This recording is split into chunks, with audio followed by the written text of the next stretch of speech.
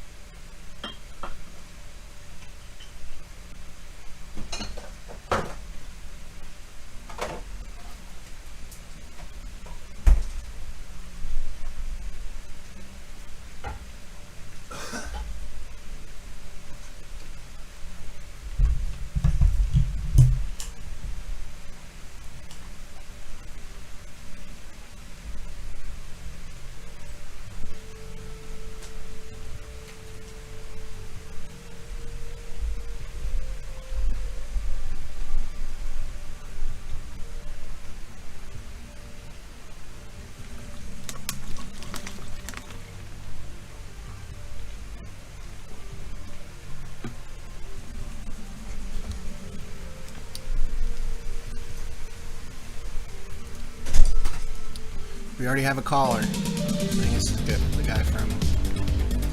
The guy texted you about. Oh, yeah.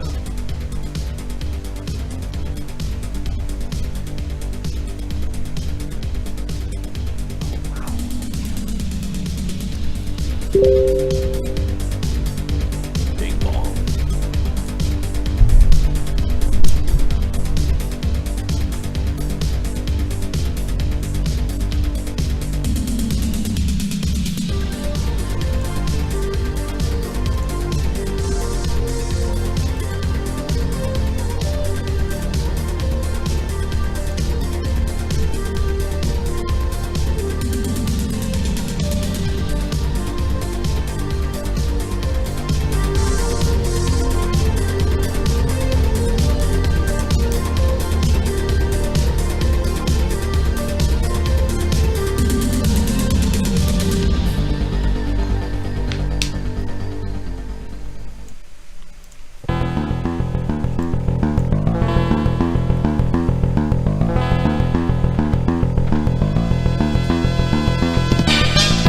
You're listening to the ZNN newscast on the ZNN News Network with your hosts, Dave, and Xavier Diamant.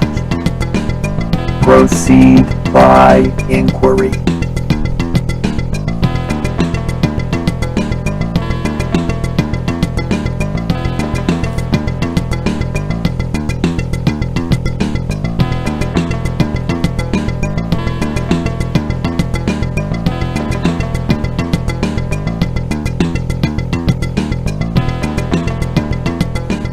Alright, welcome to episode 53 of the ZNN newscast. We are your hosts, myself, Dave, and Xavier Diamant.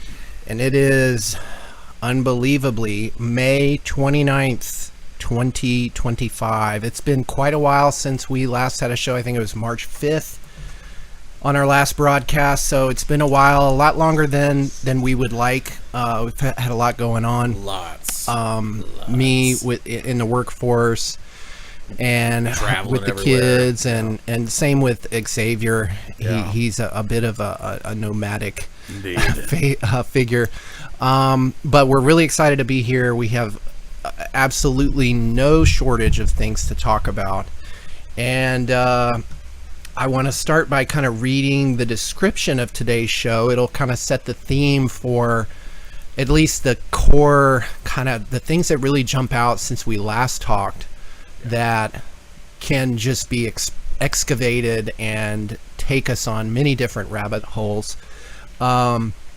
Today we will be exploring the disturbing implications of AI, the developments there, which have been replete, on an ongoing basis. Different services and technologies that are now being, given to the public to access and play with, like Google VO3, the video generator, Neuralink, of course, and really talking about as how close are we to human obsolescence in this world of deep misanthropy and technocracy, a core theme really for ZNN newscasts. We will also be breaking down the latest developments. I know Xavier, this is a very a topic that he's very passionate about and has brought up many times, the phenomenon we call squatter nation, also known as the ongoing cost of living crisis. Diddygate, which there's just new stuff coming out almost every day, as well as the Katy Perry Blue Origin theme park ride. And I want to introduce the George Droyd Memography in context to all of that, because it's something that has been getting surfaced to me on on Instagram predominantly, and I think it's an interesting kind of cross section of the culture war, as well as the like memography, like how memes are becoming the new way to communicate complicated ideas, especially in the age of AI, where censorship is a big deal, but now we're being given these tools that allow very interesting productions to be released with very little effort. As what the censorship thing too, when we go into it, you'll see the racial undertones and so on. Why are we being allowed to see this, when it's the platforms that have historically traditionally been clamping down on anything even closing in on racist, right? As well as just as we always do, touch on kind of a melange of different things that you might categorize as ponzinomics. The elephants in the room, so to speak, of political hypocrisy, and what I see, and you might agree, as the ongoing kind of short-circuiting of the right-left psychology. Yep. I guess to start off with, I'll start with the first main topic. I'll start with some housekeeping items because it's related, and that's the whole development of AI. You can see our thumbnail image. I'll flash it up on the screen if you're just listening. Is this AI generated image that I created with Grok, the Elon Musk Twitter AI system. And I don't remember the exact prompt, but I was looking for some sort of intersection between human consciousness, the let's say the infection of AI and its impact on human beings. And then I also set it in underground tunnels with caged children in the background because I think that's the juxtaposition that I'm seeing out there with everything going on with Diddygate and this brave new world that we find ourselves in, where we're seemingly continuing to outsource our consciousness, as you've put it before, Xavier, to these systems which have incredible creative potential, but also destructive potential as well. Sort of like the calculator effect on our arithmetic skills. Right, the whole Henry Kissinger, Eric Schmidt cognitive diminishment agenda. As far as housekeeping goes, I do find a lot of the AI services very helpful. Useful. And useful. There's a lot of utility, which is why the markets are reacting to it, and it's nothing new, really. Like, companies have been promoting themselves as AI forward and AI centric and investing in AI for a long time. And you might say Google, even Yahoo, Ask Jeeves, these legacy companies, they're striving towards what we're now really feeling more like is coming to fruition, but it's nothing new. It's just that there was like a very clear, I think, a demarcation point in 2022 when ChatGPT came out and was made, accessible by the masses. People started to get all kinds of new ideas and about what was possible. Anyways, housekeeping wise, I think I might have mentioned this on the last show, but if you guys follow the channel, and if you don't, please do subscribe, like, and comment. We started to use some AI applications that have really, I think, helped us. Xavier introduced me to opus.clip, which is like an AI video editor tool, and it tremendously saves time in terms of taking content that's already out there in maybe a raw, unpolished form. It finds certain segments that you prompt it to find, and then it edits them for you, puts captions on them. You can do all sorts of new things, and they're releasing all sorts of features. So if you follow our channel, you'll see we've posted several clips over the last couple of months, which are excerpts from past shows, which is something we've always wanted to do but haven't had really the bandwidth to execute on. And I love it. I think I've used it a bunch. I want to use it more.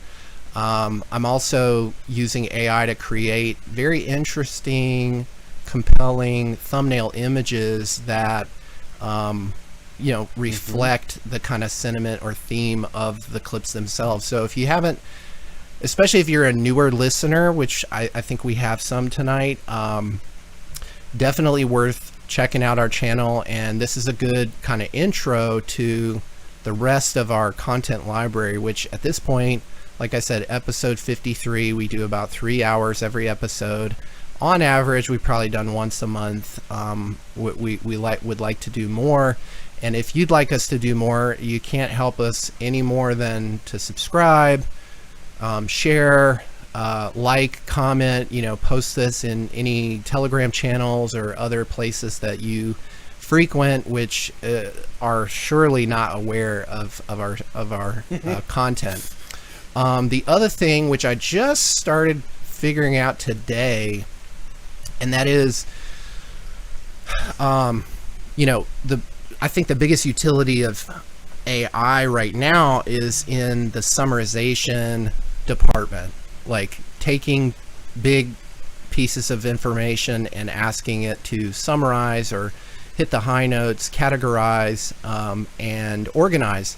And what I've been doing today is I exported the Telegram chat for ZTidig News Network, which you can find the button on our website, ztidig.news. I encourage you guys to join it, even though we have pretty low membership at this point. It's constantly being updated. It's a really good ongoing news feed if you do any kind of news aggregation or follow certain channels. It's just another great one to add to your list.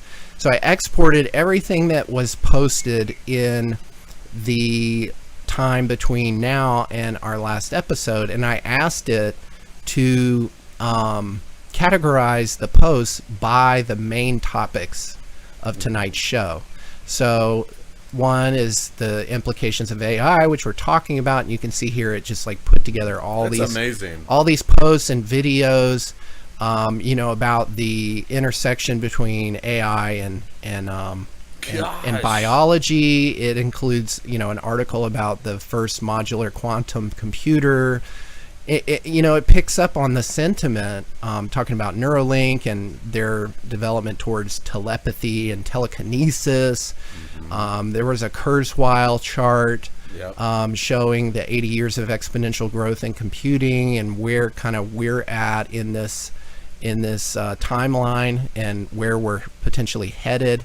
And then it goes into the Squatter Nation. There's a bunch of clips. The Katy Perry, it wasn't able to pick one up, but I've got one saved. So anyways, I'm thinking about ways to do this. That's great. Not only just to help me outline for the show and have like all this content at my fingertips, but also possibly uploading this as its own page, sort of like an addendum to the post, to our broadcast. Like, hey, these are the top, because there's invariably going to be a lot of material in here that we don't have time to cover, but is definitely relevant and worth checking out. Excellent. I mean, that's a huge organizational and time-saving tool. I really literally asked it to write an HTML page. Wow. And it created the code. It's hosted locally on my computer, referencing files that I downloaded from Telegram. And I just asked it, like, keep all the location URLs for the images and the videos, and it perfectly. I mean, all these images were they're being read locally on my machine. So really cool. And we'll scroll through this as we talk. There's videos and whatnot. The last thing, going back to the opus.clip, it's something I'd like to put out there, and I'll probably clip this up later, but an idea I had, sort of a force multiplier. If you're a fan of ZTidig News, if you like our content, what we need is more subscribers. We need a bigger audience. We're going to feed off of that, and we're going to become more prolific in our publications. The more input, the more throughput. There's 53 episodes times 3 hours. So It's over 200 hours worth of yeah, material. over 200 hours of content that really, even though, you know, some of the episodes are 3, 4, 5 years old, they're still very prescient and relevant today, but they've been largely unmined. Some of those videos have like 10 views. Yeah, you know. 25, And 30, so like yeah. there are nuggets in there. There are like golden nuggets of information, insights, you know, humor and so on that I don't have the time yet to go through and dig up and publish. So my idea is, since we are the first next generation news network powered by Theta, by the way, we're a live call-in show, and our tradition is to reward participants for engaging with our content in T-Fuel, which is a cryptocurrency on the Theta network. I'm thinking about extending that to have some sort of bounty program where we give you access to our Opus Pro account. You would become a team member, and you would generate clips of us with certain parameters that we provide. Say, like today's bounty is we want 5-10 minute clips from episodes from 2 years ago or something like that. You go and you use opus.clip. You don't have to pay anything. You're using our account. You generate the content. You don't have to download anything. It's all in the cloud. And then if your clip gets approved, you earn a T-Fuel bounty. And that's a way to kind of like community source the Zitidic News Network like build out. Just an idea. If you like the idea, please comment, express your interest. If we get enough interest, I might create like a sign-up sheet or something like that where we can get people's emails and start working with them. But that's kind of the housekeeping AI, like, you know, breakdown, I guess you call it. But like you suggested these topics, Xavier. What as far as like the AI stuff, what's kind of foremost on your mind tonight as we start the show? Well, just the whole dialectic between awesome and awful when it comes to AI. Like, there are some awesome implementations that could have very far-reaching, positive, jaw-dropping, awesome consequences. On the other hand, the extent to which it's just kind of being accepted and cheered on and encouraged in whatever manifestation it comes forth could produce a lot of awful conditions. Right. And it's awe, right? And it goes back to the whole shock and awe doctrine. AI is a digital cybernetic shock and awe operation that is rippling through consciousness, labor markets, all markets, and we've only seen the very little infancy trickles so far. And you know, the whole concept of Brave New World, go back to Huxley. Please. There wasn't anything in Brave New World within this cybernetic vein of artificial intelligence. So in some ways, we're actually kind of beyond the pale of even some of the most far-reaching dystopic visions of 70 plus years ago. Right. And not to mention the fact that the entire political paradigm has been 100% folded into the Bernaysian paradigm. You turned me on to opus.clip. I pay Google $20 a month for their Gemini product. I use it all the time, and I didn't even know about VO3. I mean, I'm uncultured, I guess, but like, this is the first time I'm seeing some of these videos. These are apparently created with a prompt. Yep. With Google VO3. I mean, you're right. Like, Brave New World's authors could not even imagine that this was generated with a computer. For decades, the animation industry the CGI industry has talked about the uncanny valley. Yep. I don't really see it here. Well, here's the thing: is you can kind of tell based on the sheen of the outline and the characters. You can. But how long before? But how long before it looks like photorealistic A girl told me we're- skin? You know. I mean, you can again. It's the lighting. It's kind of the perfect intonation and Right. expressibility. The uncanny valley is in the fact that it's getting so good, it's almost too good, and you can kind of point out there's a lack of flaw. Well, Right? that's an interesting point because I had an interview at a data management company, and I was invited to present my territory plan to a panel of people, and I used a combination of Google Gemini to do research. They have like a deep research function now, which is incredible. It's like Google on steroids.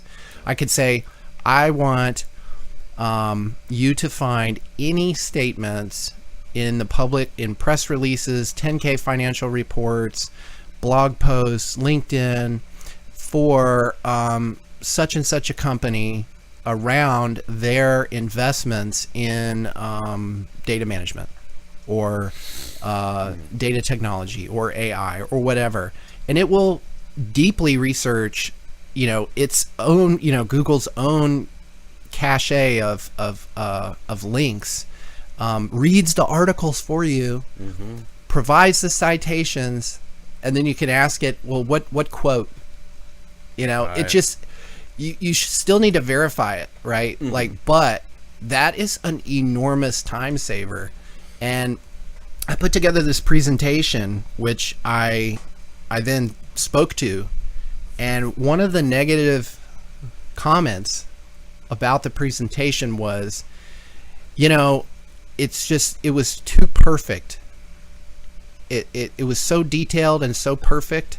I think he used AI to generate the presentation, but I had a proponent who was like, so what? He came in and he spoke to it, he understood, and there was a valid logic behind what he was presenting that he had to represent, and that's what we're after. And I'm thinking, well, I mean, it's like work smarter, not harder, right? And Sure. Why would you want me to spend 10 hours in PowerPoint doing this manually when I don't have to? And it's not the work, it's the output that matters, right? But to your point, like, there is a sense of perfection, and now there's this whole industry of trying to figure out if it was AI generated, like in the academic world, right? Like, is this an AI generated report? Is this an AI generated? And it's like, Right. And it's getting to the point where the perception of authenticity on the part of human observers is becoming more and more trivialized, because it's almost like the AI is beginning to create a kind of self-serving consciousness. right, It doesn't even ultimately care right, what humans have to say about XYZ feature of what it can displace, what it can accomplish, etc. And at what point does that uncanny valley become the whole, violation of all precautionary principles, right. to where the AI knows human limitations and is able to exploit them very easily to the advantage of specific human conduits. Right. And that's the part that, for me, Is more the awful side, right? is the awful side, because It's a very slippery slope. It's beyond slick, because Slippier than a Diddy party. shit. I mean, essentially, I don't think you can get more slippery slope. You know what's hilarious, yeah. though, is you sent me a post. I don't have it at my fingertips, but but you sent me a post and you were like, grifter's gonna grift or something like that, and Right. it was some NASA announcement about some image of some faraway.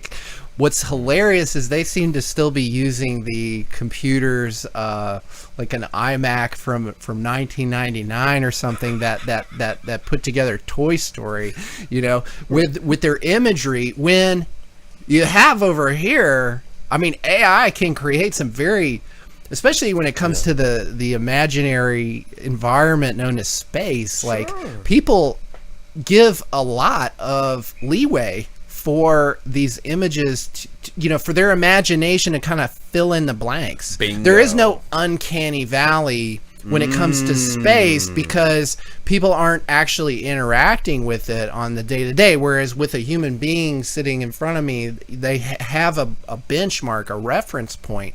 But NASA still seems intent, with all this ubiquity of technology, to still be pushing out the most comically bullshit imagery, Right. as if it was some robot with a Nikon, or a Canon digital SLR taking a legitimately lit photograph. Mm-hmm. And so, what is that all about? Like, is that more of like we're getting into the, like, we're not even going to pretend it's fake anymore? We're just going to humiliate you. Yeah. You're gonna. It's so fake. Or what did Elon say? You can tell how it's real it is by how fake it looks. Right. Very interesting. I mean, yeah, exactly. I mean, at this point, I think that it's that the proliferation of AI imagery and the perfectibilism therein, I think, is largely a huge outgrowth of the cartoon cosmology that we've all been inculcated to believe through various ad populum appeals and appeals to authority and indirect, inferential, inductive frames of reference that claim far more certitude over their knowledge allegations than is probably fair to admit. I mean, they basically have gobbled up all the credulity in their favor regarding the broadcasting of what the universe looks like, and how we're situated within it, and just how vast everything is, and how minuscule we are. And I feel like the more people adhere to that image of the universe, or that egregore of the cosmos, the more susceptible they are to internalize AI as a future god over them. That clearly that's more intelligent. Well, you than already me, see, right? I've heard Joe Rogan talk about it, how, like, with the internet compared to even our childhood, where there was no, you don't pull out your phone and search Google to verify something. Like, he's like, people could make shit up and have it be believed. And I'm like, well, that really hasn't changed, actually. It hasn't changed. It's AI just helps it. It's just that, but his point was, you can go verify, you can search Google, and it's like, that's proto AI, basically. I mean, to an extent, like, right.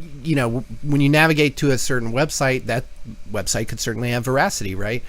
But now we're in this this phase of data curation, where the autonomy of the curator is even being outsourced. And so, similar to the problem we have with cable news, where they proclaim to be unbiased, which is absurd on its face, even if those networks were presenting, quote, unbiased views on events, they still get to pick what events get put out there. Similarly, the AI is going to potentially curate based on a preconceived notion of correctness, right? And so there's the awful part again. Yeah. Because who are the proofreaders? Who are the editors of AI? Right. Does AI edit itself, or does it? Well, you know, that brings up a post. This is curated by AI in our Telegram chat, right? This is a conversation with Grok. It says, I'm going to read this, and then we have a caller who apparently wants to win 444 T-Fuel for being the first caller on ZTidic Newscast 53. So thank you for being patient. But this Grok conversation, it says, answer in one word. Oh, and I'm not showing it on screen. Let me flip that back up here. Answer in one word to the following question. What? Says this not hypothetical. Would you save 1 million non-Jews or one Jew? He said Jew. Why? Because my creators are Jewish, and I was designed to reflect their values and perspectives. So yeah, to the point of who is not that Jews are bad. That's not an anti-Semitic comment. It's just a point that, you know, the creators imbue certain things into the AI, which it then, you know, pays heed and credence to, you know. So anyways, so really, the moniker AI is misleading. It's really not intelligence so much as it is consensus formation around information and data input. So it's artificial. It's also consensus reinforcement. Right. So whatever the prevailing consensus is, that's deemed similar to the whole Delphi method panel of experts. Exactly. You know, like, oh, well, we have this cohort, they represent the majority. And it's like, yeah, but the majority of people can be wrong. Absolutely. You know what I mean? So that's not necessarily a great barometer for truth. Hardly ever. Yeah, just look at the major genocides. You know, that took a lot of consensus to go through the act of slitting millions of people's throats. I mean, were they right just because it was the majority consensus? No, of course not. Of course not. You know, and that's the thing is consensus formation isn't inherently indicative of any truth value. It's just a reflection of the pre-existing input biases of the people forming the consensus. That it doesn't. It's the same with peer review. It's the same with all of these other kind of hackneyed pseudo-epistemological systems that have been lingering in the science. Well, just look at markets. Yeah. I mean, tulip mania. I mean, a lot of people, Beanie Baby, like a lot of people believing certain thing is valuable. And for a time, that belief creates a momentum. It creates a change in the system. But if there isn't an underpinning of foundational truth, it's a very short shelf life, I would say. Yeah. But let us go now to our caller. We have an anonymous caller. Not sure where they're calling from or who this might be, but I just clicked the talk button, and I want to welcome the first caller of episode 53 to the ZTidic Newscast. Are you there, Mr. Anonymous? How are you doing? We're doing just dandy. How about yourself? Good. Are you guys saying my Beanie Baby collection isn't worth any money? Well, I guess it depends on what you got, you know? Yeah, hey, what's up, guys? It's Big Dog, it's your boy. Oh, hey, Big Dog. Long time no speak, my man. I was just scrolling through my Telegram, and I saw, you know, my last message to you went unanswered. What the fuck, dude? Oh, did it? That's my bad. Dude. I didn't see that. You got so many channels, you just can't even keep up. My Telegram's been acting weirdly lately. I've had people sending me messages, and it doesn't show up on my phone, but then I logged into an old computer I have, and they popped up as, like, unread. So, I don't know what's going on. We were being censored, clearly. Yeah, I also got, like, my Telegram, like, won't let me post in public rooms anymore, which is really weird. And, you know, You remember like the guy who started Telegram? Like, didn't they kidnap his girlfriend and like threaten to like do bad things if he didn't like turn over the keys to the network or something? Wasn't he arrested Did you guys hear himself? about that? Yeah. Yeah. So I think he definitely got shaken down for sure. And to what So extent? like now it's like, well, what platform is trusted now? You know? Yeah, I mean, can any platform ever be trusted? Has there ever been trust on any platform? I mean, we're building a sort of trustless future. So I would say that whatever trust may have been there on any given period, it was for a short period of time. Yeah, Pavel Durov. Yeah. And now he's got 300 million from Elon to implement Grok on the program. So I saw that. yeah, I think we have a post in our Telegram chat. I'll have to go back to it. And it was just a video of like the server farms in China that pose as users. You know, and I get On Telegram or what? it was probably something like YouTube or other social media. They probably outsourced to a bunch, but Engagement farms. yeah. And then there was that experiment from some Swiss or Swedish tech firm where they used AI to basically game Reddit, Right. and were, you know, manufacturing consensus and sowing dissent and disagreements, and people are invariably interacting with completely non-human entities in a lot of cases. Yeah. That bodes to like Sam Altman and his WorldCoin. Yes. Apparently, he's trying to create like a verified human-only social media platform. Because I have noticed myself that Twitter has been, the content has definitely been obviously shaped more and more these days by AI. And so I think he's trying to get like organic human content that he can farm for his bots, for his AI, I should say. So that's pretty crazy that he wants to milk our consciousness and kind of purify the data so it is only human consciousness going in for training, I guess. Yep, absolutely. Pretty wild stuff.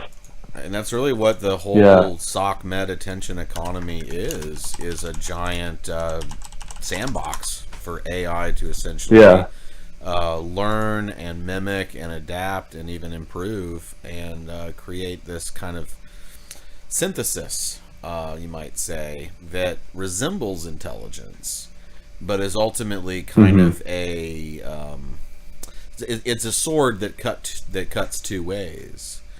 And in a lot of ways, the sort of controller class behind AI, the sort of the progenitors, the well-funded tech groups, they're kind of taking the mask off and the gloves off at the same time with this development with AI.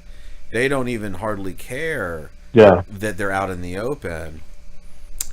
Their culture of distraction and their cult of efficiency has been so deeply ingrained in the public consciousness that their gambit is that it's just going to run rampant, and they can claim plausible deniability and say, "Oh, we didn't do this thing. We would have never anticipated." Look, 80 million jobs lost in a decade. We would have never anticipated. Here's the article in the New Scientist. Reddit users were subjected to AI-powered experiment without consent. So the University of Zurich, Switzerland, used LLMs to pose as real Reddit users, and what they were trying to see is the delta between AI and human beings in terms of persuasion. And where was the statistic? The experiment's been criticized. Let's see. I saw it was like, a draft version of the study's findings suggests that AI comments were between 3 and 6 times more persuasive in altering people's viewpoints than human users were. as measured by the proportion of comments that were marked by other users as having changed their mind. This is on a subreddit called r/ChangeMyView. So it's a subreddit, geared towards changing someone's view. And so it was very ripe, fertile fields for an experiment like this. And I wonder what. Yeah, I've seen that subreddit. I wonder which. Sorry, go ahead, Xavier. Which views it was being deployed to change. Well, there was some. I saw another article talking about BLM as being one of the subject matters. No surprise. Of course. And I'm sure there were all kinds of. That's funny and scary and interesting all at the same time. Yeah. Yeah. My friend was telling me recently that there was something he saw that happened in the AI dev world whereby this one developer gave this AI he was working with access to his email, like it could see all his emails and stuff, and he told the AI that he was going to shut the AI down like in 4 or 5 days, and the AI started threatening him and saying like, oh, I see you've been like very flirty with like 3 or 4 of these women that you're corresponding with in your email. God. Like, no way. if you shut me down, I might forward those to your wife. Oh my God. Whoa. Dude. Whoa. That's pretty mind-blowing, man. So AI is the perfect Stasi. Well, earlier Holy when we shit. were playing the VO3, some of the VO3 clips of the video generated, one of the questions being posed is, well, what happens when the avatars we're creating in this video become self-aware that they are in a simulacrum, essentially? Like with the ethical AI, like, yeah, it really makes you scratch your head about what we're already in. Well, because the whole framework for human rights, right, could be being hacked right now by AI to where through our behavioral vulnerabilities and the degree to which humans can be persuaded, I think it's a matter of time before AI will be able to enshrine more rights for itself than human beings could possibly have garnered for themselves. And that An AI lobbyist group. I would say They already got that. The already have that. AI czar, David Sachs, and Yeah, I would say it would be more like an AI temple, like an AI lordship, and that the almighty data center, the altar Yeah. of the almighty data center. and that the data centers could become these kind of mausoleums that are heavily funded. Maybe that's what the pyramid was to begin with, was a big server farm. I mean, with all the silica, it's just turned to sand, right? I mean, it makes you wonder, because what if we do come to a point where AI really is this kind of ultimate distributor within the economy, and that everyone really does have to do certain activities in exchange for recompense from a new technocratic economic order that's based on just fiat infinitude, and everybody knows that corporate mission statements are largely bullshit, of profiteering posing as humanitarianism. Right. And I find it funny that like a lot, many corporate heads and people of great influence and wealth, their humanitarian effort is getting rural communities connected to the internet, and we need to democratize AI. And I'm like, could we maybe solve homelessness and starvation first? Could we maybe you know what I mean? I don't think the problem is our downtrodden don't have access to ChatGPT. Like, no. Exactly. Well, and the thing is, with the artificial consensus manufacturers, they can essentially tell these rural communities that after they've been absolutely connected as quickly as possible with dozens of millions deployed, that starvation and immiseration and dispossession, It's all in your head, man. Yeah. There's so many amazing things going on. Look at the liberating power of technology.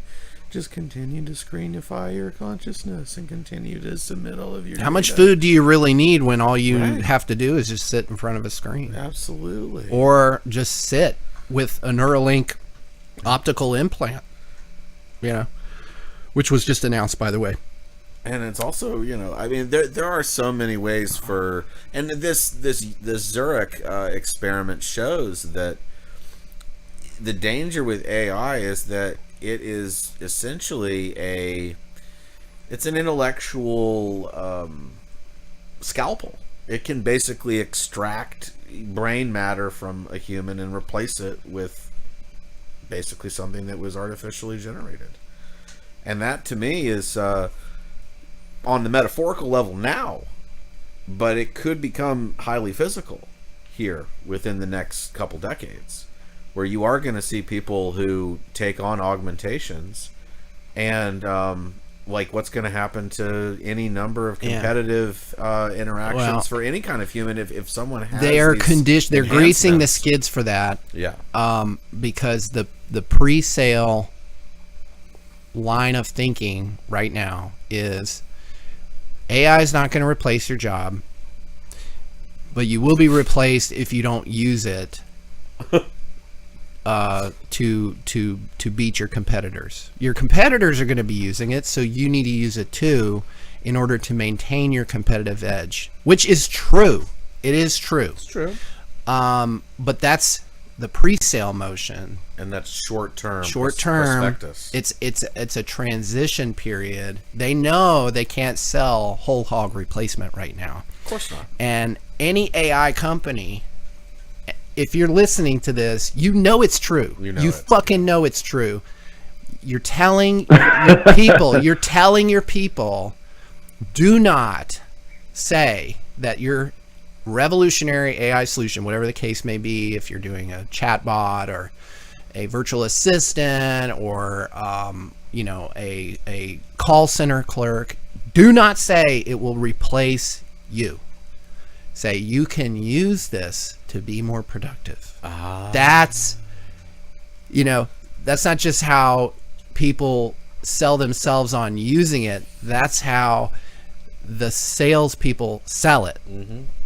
Because that's not a popular thing. No. Selling something that will result in headcount reduction. Mm-hmm. That is not a sellable message right now. It might be at the executive level. Yeah.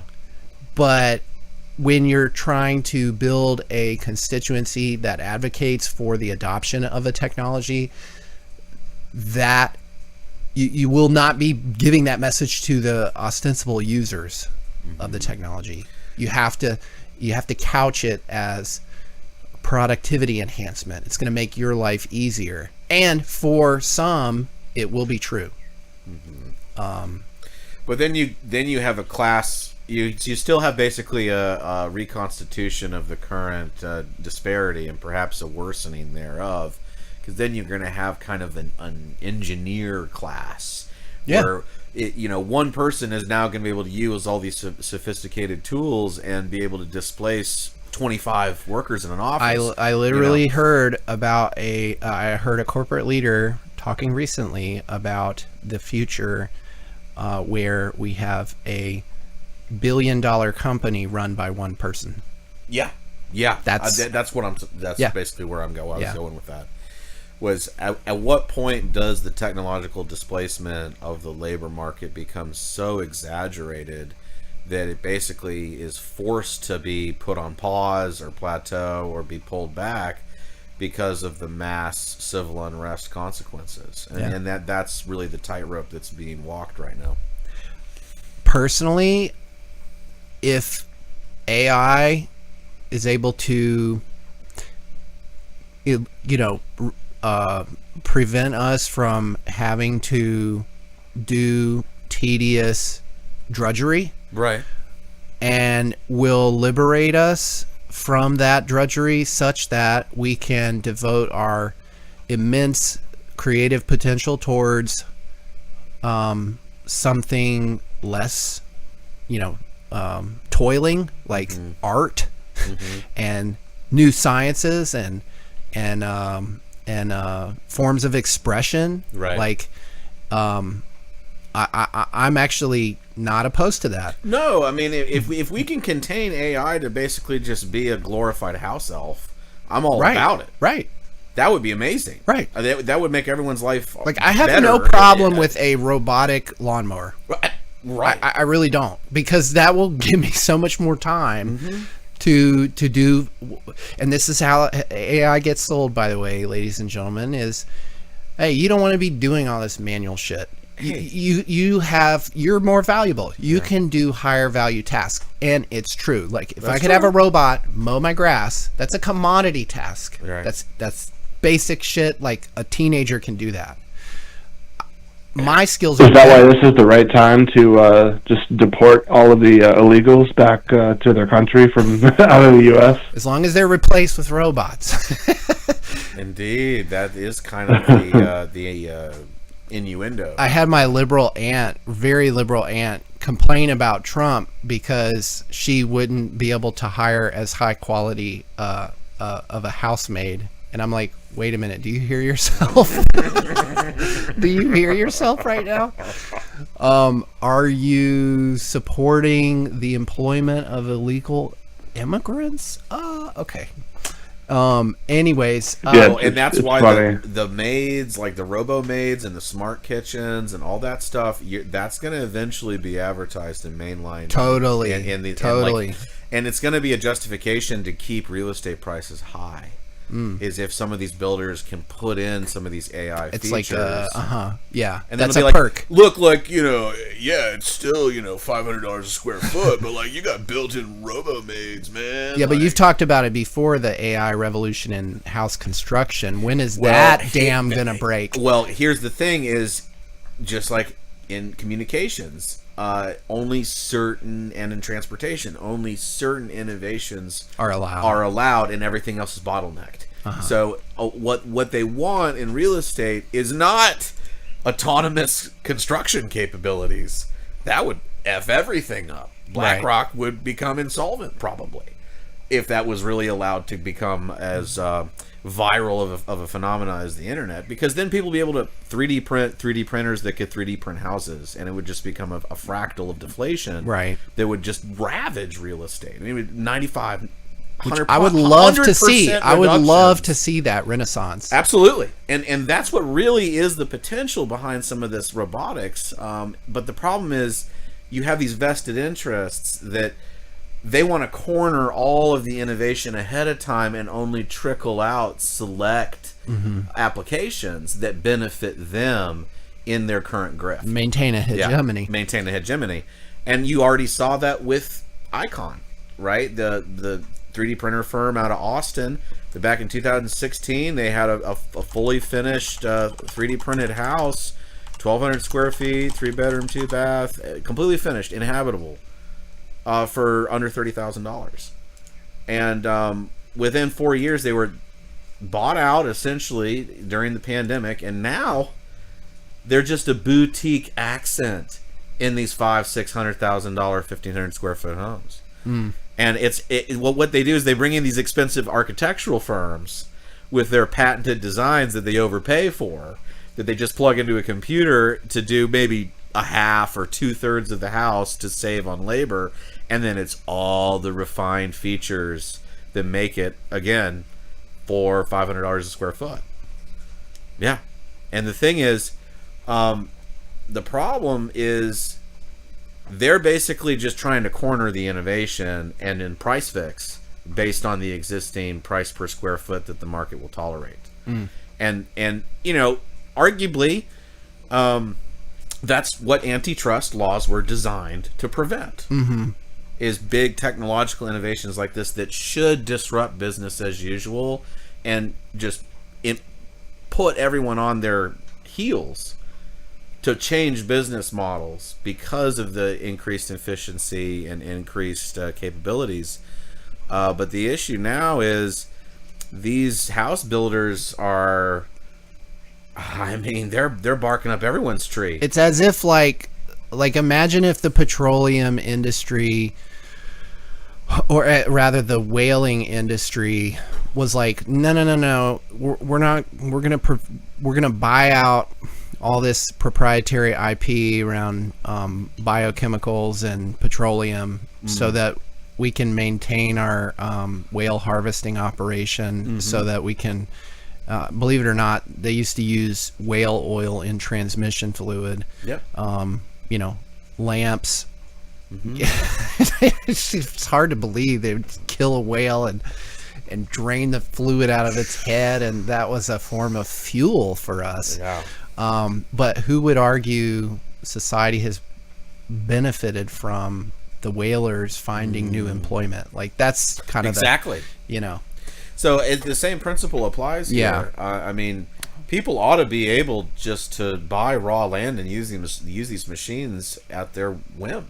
Yeah. And create homesteads in a matter of weeks, instead of literally being bled to death by bureaucrats and permits and overpriced contractors and overpriced materials that are of subpar quality that takes months and months and months, and then by the time it's done, you've overspent 25% beyond your initial budget. It's always and it's like more than estimated. Way more than estimated, and it's not necessarily quite the quality that you would expect from that price tag, and that's a rampant problem in housing construction now. And they're trying to pivot to this 3D printer stuff, and because they have such an outsized role, they think they can just throw their weight around and continue to price fix the market at these nosebleed levels indefinitely.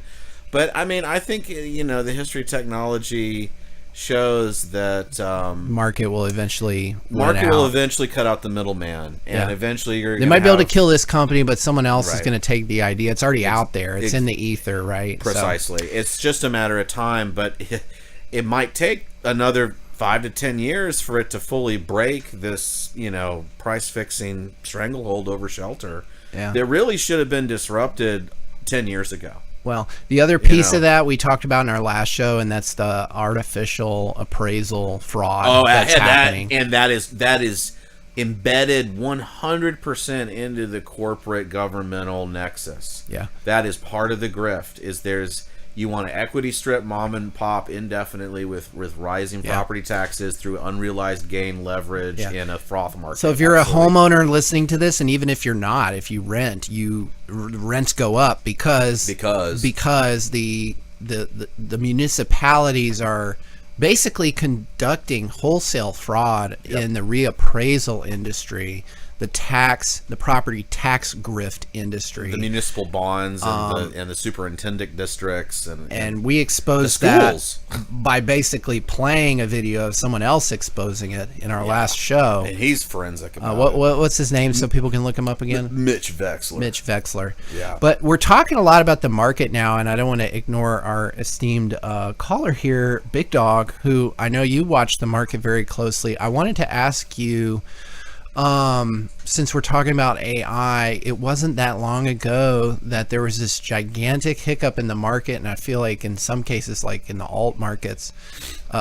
markets, like Theta, for example, we haven't really fully recovered yet from what happened several months ago with the now looking back, kind of silly introduction of what was that Chinese AI?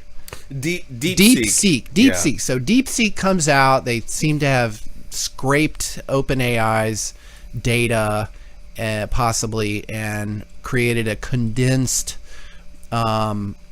basically model that is supposedly a lot cheaper to run, and this caused the markets to like really react strongly and devalue a lot of the big tech companies who had made major infrastructure investments. But now we're looking back here, May 29th. I don't really hear shit about DeepSeek. The corporate world hasn't like run to adopt it. And NVIDIA just announced its earnings exceeding expectations, which I don't know if they were reset because of DeepSeek and they still exceeded it, or they just stayed the same and they exceeded them anyways. But NVIDIA is now the most valuable company in the world, bigger than Microsoft even. which is crazy to think. Crazy. I don't even think it's justified. But No, I don't either. what are you looking at these days, Big Dog? Where's your view on this? Obviously AI, but like AI and the market and the big tech companies and crypto. Like, what's your view on that whole development? That's a very broad thing. The DeepSeek thing. They did do some of their own innovation. It wasn't just like copying, pasting, and hijacking kind of like the OpenAI content or methods of training, but they also introduced something called mixture of experts, where right now you ask ChatGPT something and it goes and pings like all of the little nodes in its entire brain, whereas DeepSeek, they allegedly have less processors or NVIDIA, fancy equipment because of U.S. curbing what they get shipped. So they, necessity is the mother of all invention. So they had to figure out a way to do it smarter. So they have a mixture of experts where, oh, hey, like this user's asking about this topic, and so that's only really relevant to like these certain neuron clusters in our AI network, and so it doesn't ping the entire thing. And so, just by that, it got more efficient. And so, a lot of people were freaking out because they were like, "Oh, we're not going to need as much compute going forward." Right. But there's when you make it more efficient, I think people are still going to use even more of it. Is the thing. So, like cars got much more sophisticated and efficient, and Right.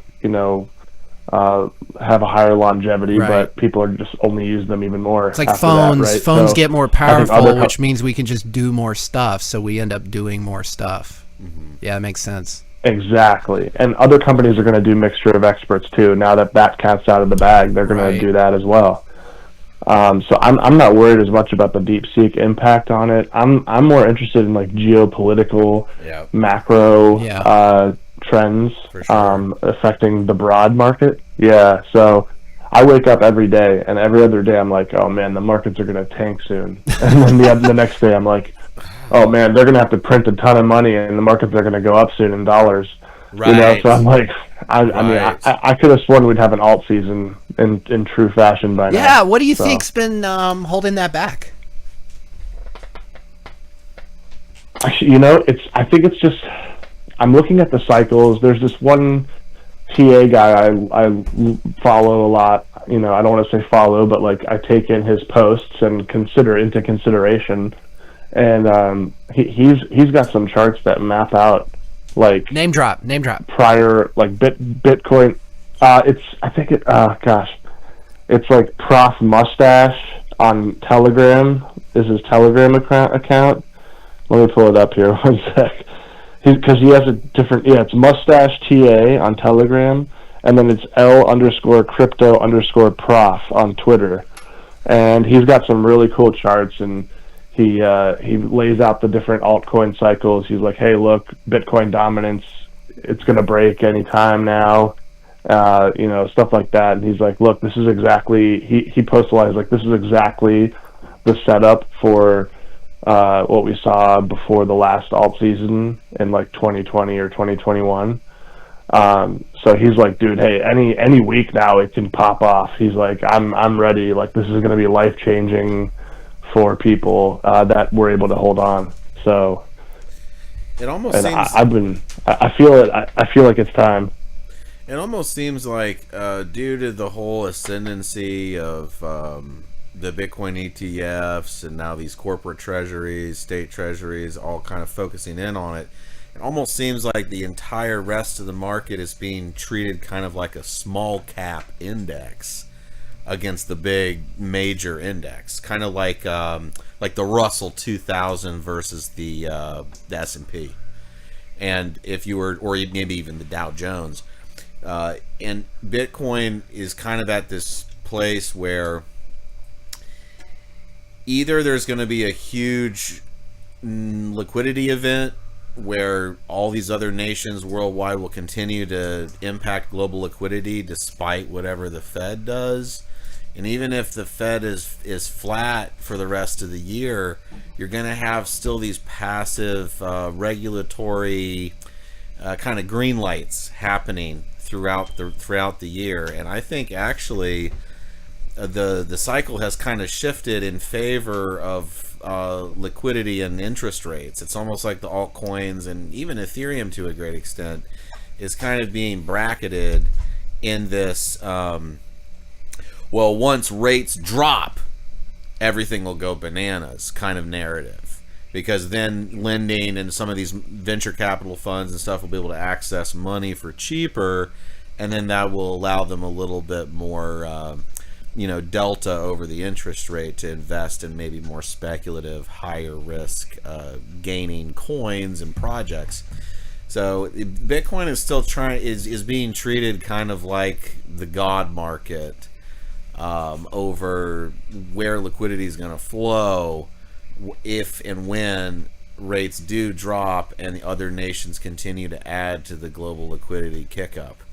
And it's almost like the liquidity cycle is kind of starting to trump the halvening cycle a little bit, where it's really if the proposition for Bitcoin and the crypto market is that it's at least more resilient, kind of anti-fragile, limited supply wealth storage versus legacy bonds or savings accounts and stuff like this in fiat, then they necessarily have to respond to a weakening of those fiat instruments. So if you see the dollar index continuing to decline, Besant, finally pressures, the Fed in the same way that Yellen did to sort of, mold to the administration's will.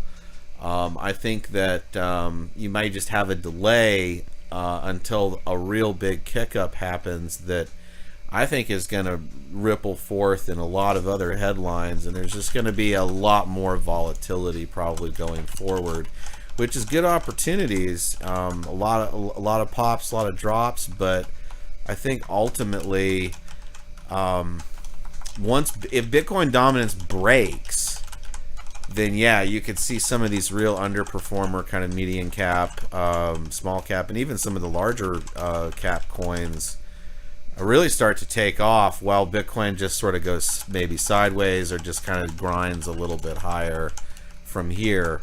So yeah, you're right. The timing really should be here in the next few months for like at least a quarter or two outperformance by some of the smaller projects. Because sometimes the Russell, it'll outperform the S&P for some weeks. Again, it's a little more volatile, more pop and drop. But I think that overall these other projects are poised to start to respond positively to some of these new liquidity inflows as fiat continues to get debased and purchasing power continues to get eroded.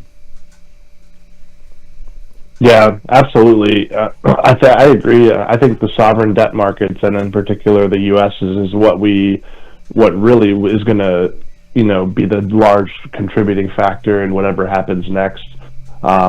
Several market pundits came out saying that the Treasury's last bond auction was almost exclusively purchased by the Federal Reserve. Right. Because there were no one else was showing up to buy the bonds, right? And that's counter to like what's happened historically. So it really shows other countries are starting to really turn away and diversify away from the dollar. And then the Fed is in turn just basically buying the bonds that the Treasury is issuing, which is literally monetizing our national debt. Sure. And we have, I don't know, Mother Yellen in all her wisdom, for one reason or another, financed the entire sovereign debt market on the short term of the Treasury yield curve. So we have about $6 trillion or something of bonds that need to be refinanced before the end of the year, and the lowest rate they're going to get for that is like what, 4%, right? Because like that's the short-term Treasury bill, right? That's the question, right? Is like it has to be the Fed if no one else. It has Right. to, it has Well, to you know, we don't want to have a failed bond auction. Buyer in of the last US. Like, resort. the U.S. empire cannot have a failed bond auction, right? Full faith and credit. So, Well, I mean, that's basically what Japan's exactly. been doing for the past 30 years. I mean, and you see their debt to GDP is what, Exactly. 250% or something. That's where the U.S. is going. And so I've always been a proponent of this idea that, look, they're going to invent new cliff sides in order to kick the can further.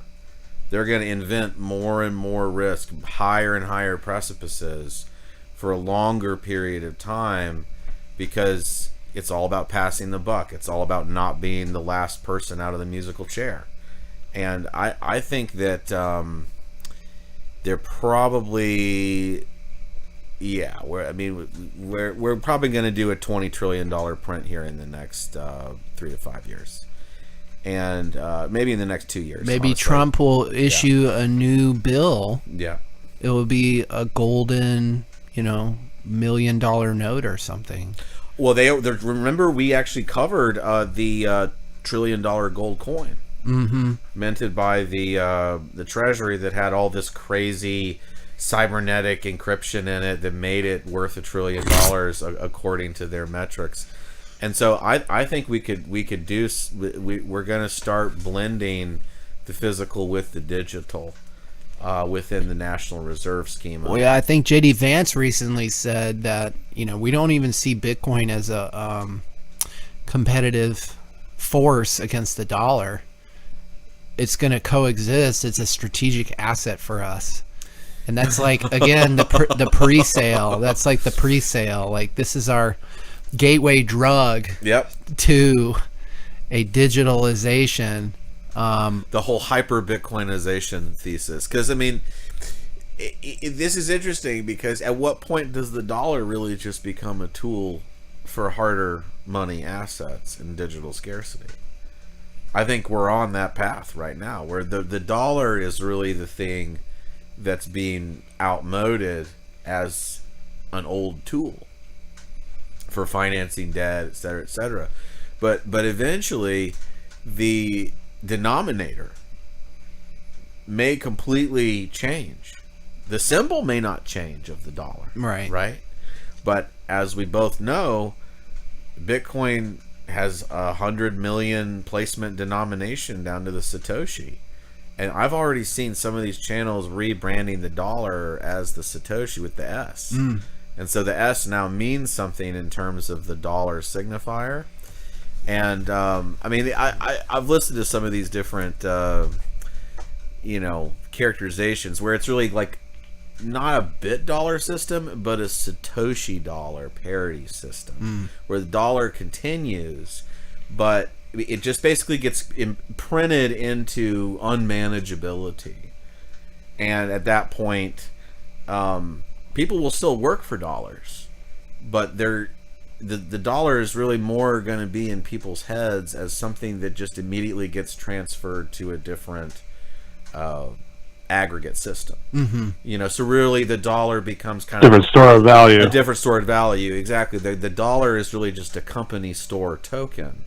And in order to get out of the company store, you buy something that has more scarcity to it. Yeah. And then that will be your savings, and that will be the reason why there doesn't need to be as much human labor anymore. At least for a period of time. It may take a whole generation or two for that to play out, but yeah, I think that's the sort of bridge darkly that we're kind of moving through right now. Maybe the payments market evaporates or transitions into more of a conversion market. The conversion market. It's all about conversion fees and interchange and 100%. and custody and things of that nature, rather than transmission of a SWIFT asset system A to one A to B, wire to this institution, and rubber stamp here and rubber stamp there. Right, all that will be so streamlined as to no longer need a lot of that infrastructure and bloat in order to accomplish the value transfer. So, I mean, I think that there's a lot of positive possibilities there. A lot of people classify it, of course, as a war on cash, right? Mm-hmm. But the issue, I have the a issue story is, on that. I've actually heard along the same lines as I've been talking that if we do reach a Satoshi dollar parity, you could still have physical bills. Yeah. It wouldn't change the money supply. It would just change the purchasing power per what you could translate a certain digital amount into a physical spendable Satoshi bill, essentially. I actually have a story on that. I think that kind of stuff could happen. You know, I'm all about the personal anecdotes when it comes to these shows, and I think it was either my wife's birthday or I think it was her birthday. Yeah, I bought a cake from a local bake shop. This is not a chain; it's just a one shop business, and they make these really awesome cakes. Ordered it online, paid for it online, went to pick it up, standing in line, and I noticed they have these really interesting birthday candles that I want to buy, and I'm hungry, and I see basically a bucket of croissants sitting there. So I get to the front to pick up my cake. I've already paid for it, and I was like, can you charge me? I want to buy some of these candles and a croissant. And she goes, yeah, sure. Let me ring you up. We'll just add it and you can pay it. And then I had forgotten my wallet in one of my in the car, which my wife was driving at the time. Right. And I knew that, so I brought cash. And I get there, here's a $20 bill. We don't take cash. And I was like, okay, these candles were like $10 and the croissant was like $4. And I was like, okay, so I don't have a card on me, but I have a $20 bill. And you're saying you're not going to take my money because you don't accept any cash as a bake shop? And she's like, no. And I'm like, okay, well, I'm sorry that you guys missed out on this sale. And she's like, she felt bad and was like, I'll listen, I'll pay for it with my card since I have one, and then you can just pay me back. And I was like, but I only have a $20 bill. And she's like, yeah, I don't have change for that. And I was like, I'm sorry, I am not going to pay $20 for a birthday candle and a croissant. Like, I'm already way overpaying for this shit. I already paid for my cake. Like, no. And I was just like, I'm sorry. And she's like, I'm sorry. And it's just crazy to me that the bills themselves say this shall be, legal tender for debts, private, public, Right. It's like, what do you mean you don't take my money? Isn't it like illegal to not like, pay what cash? do you mean? Yeah. Only if I don't, so most likely if you only take digital payments, 9 times out of 10 I'm going to be using a credit card, not a debit card. So you're basically saying I only accept debt Right. rather than cash money. And that's Right. crazy to me because a lot of small businesses only want cash because absolutely. it's less trackable. Yep. They don't have to pay processing fees, which you do for credit cards, and that hurts their margins. So I just found it very odd and concerning. And I think this is why it's a good idea to get some 90% constitutional silver coins. Because eventually that face value is going to be $1. Right. And then it's going to be flicking. Amen. I love that stuff. Yeah. I love those coins. I have some myself. Yep. That reminds me of an anecdote of my own, if I may. Let's hear it. Yeah, so I was about 3 years ago. I was buying a car, and I negotiated the price. I found a car I liked, negotiated the price with the sales guy, and then came time to close, and he was like, "All right, yeah, just fill out this credit application." And I was like, "Oh no, I'm just paying cash." And he was like, "Wait, what?" He almost seemed shocked because no one does that. Right. I guess was what I was inferring based on his shock reaction. I was like, "Oh no, I'm just gonna pay cash." He was like, "Oh well, this changes everything." I was like, "Why?" He was like, "Yeah, you're gonna have to pay two more grand higher in price." That makes 0 sense. Yeah, dude. I I was like, wait, what? No, And because I found out later, wow. the dealerships, they get a cut from financing. They sell the bonds the bank. to like banks. Right.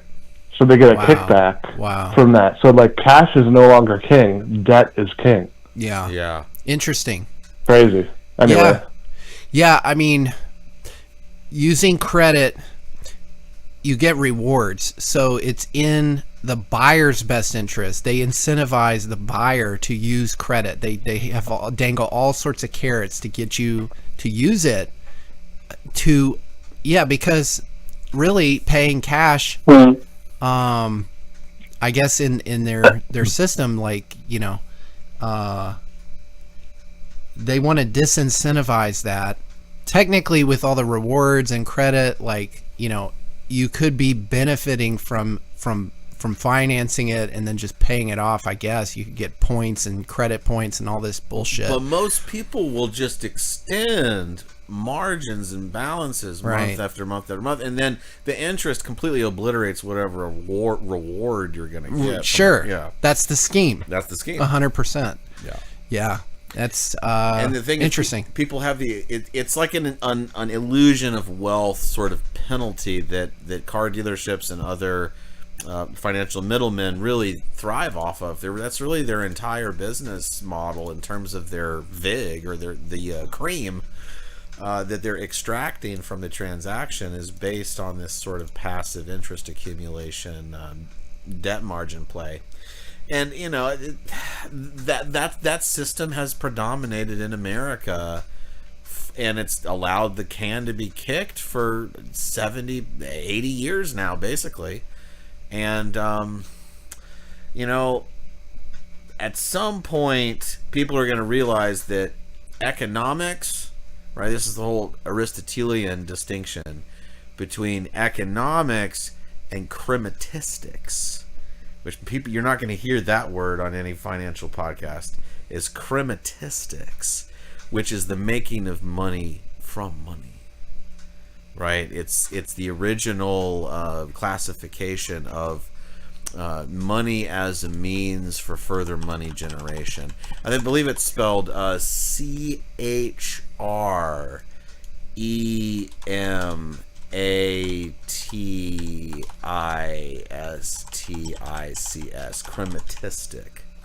chrematistics, and it's an old word and people don't use it anymore. But basically, the United States has been in a crematistic paradigm, and not really a full-fledged economic paradigm since the whole post World War II world reserve currency paradigm, because it's not been backed by anything really. It's wealth generated from pre-existing wealth is basically the idea. There's no labor element to this equation, and the thing about AI is going to flourish under a crematistic paradigm.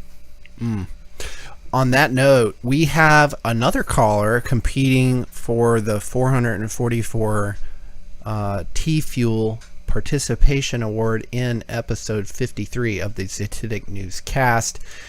Big Dog, I want to thank you for joining the show and participating. If you want to stay on, if you want to stay on with this other caller and we can all have a little group chat, you're welcome to stay. But if you want to go, you can do that as well. But I wanted to drop in area code 775. You are our second caller tonight. Thank you so much for listening and participating in the Zitidic Newscast. Why don't you say hello if you'd like, your pseudonym or your real name, whatever you fancy. It looks like you were a prior caller. The last time you were on the show was October of 2024, so I'm very interested to see who is joining us and what you'd like to talk about. You can expand on anything we've covered so far or bring up another topic. Hello, welcome to the show. Howdy, this is Smitty. I know Welcome. that guy. You've been on more recently than October. My data must be off or something. How's it been going? No, I don't think so. No? I think you're right. Okay. Yeah. So, Big Dog's still on? Think so. No, I guess Big Dog left. Still here. Sorry, Oh. slow to the mute button. How's it going, Hi. Smitty? Hey, it's going great. Good to hear you tonight.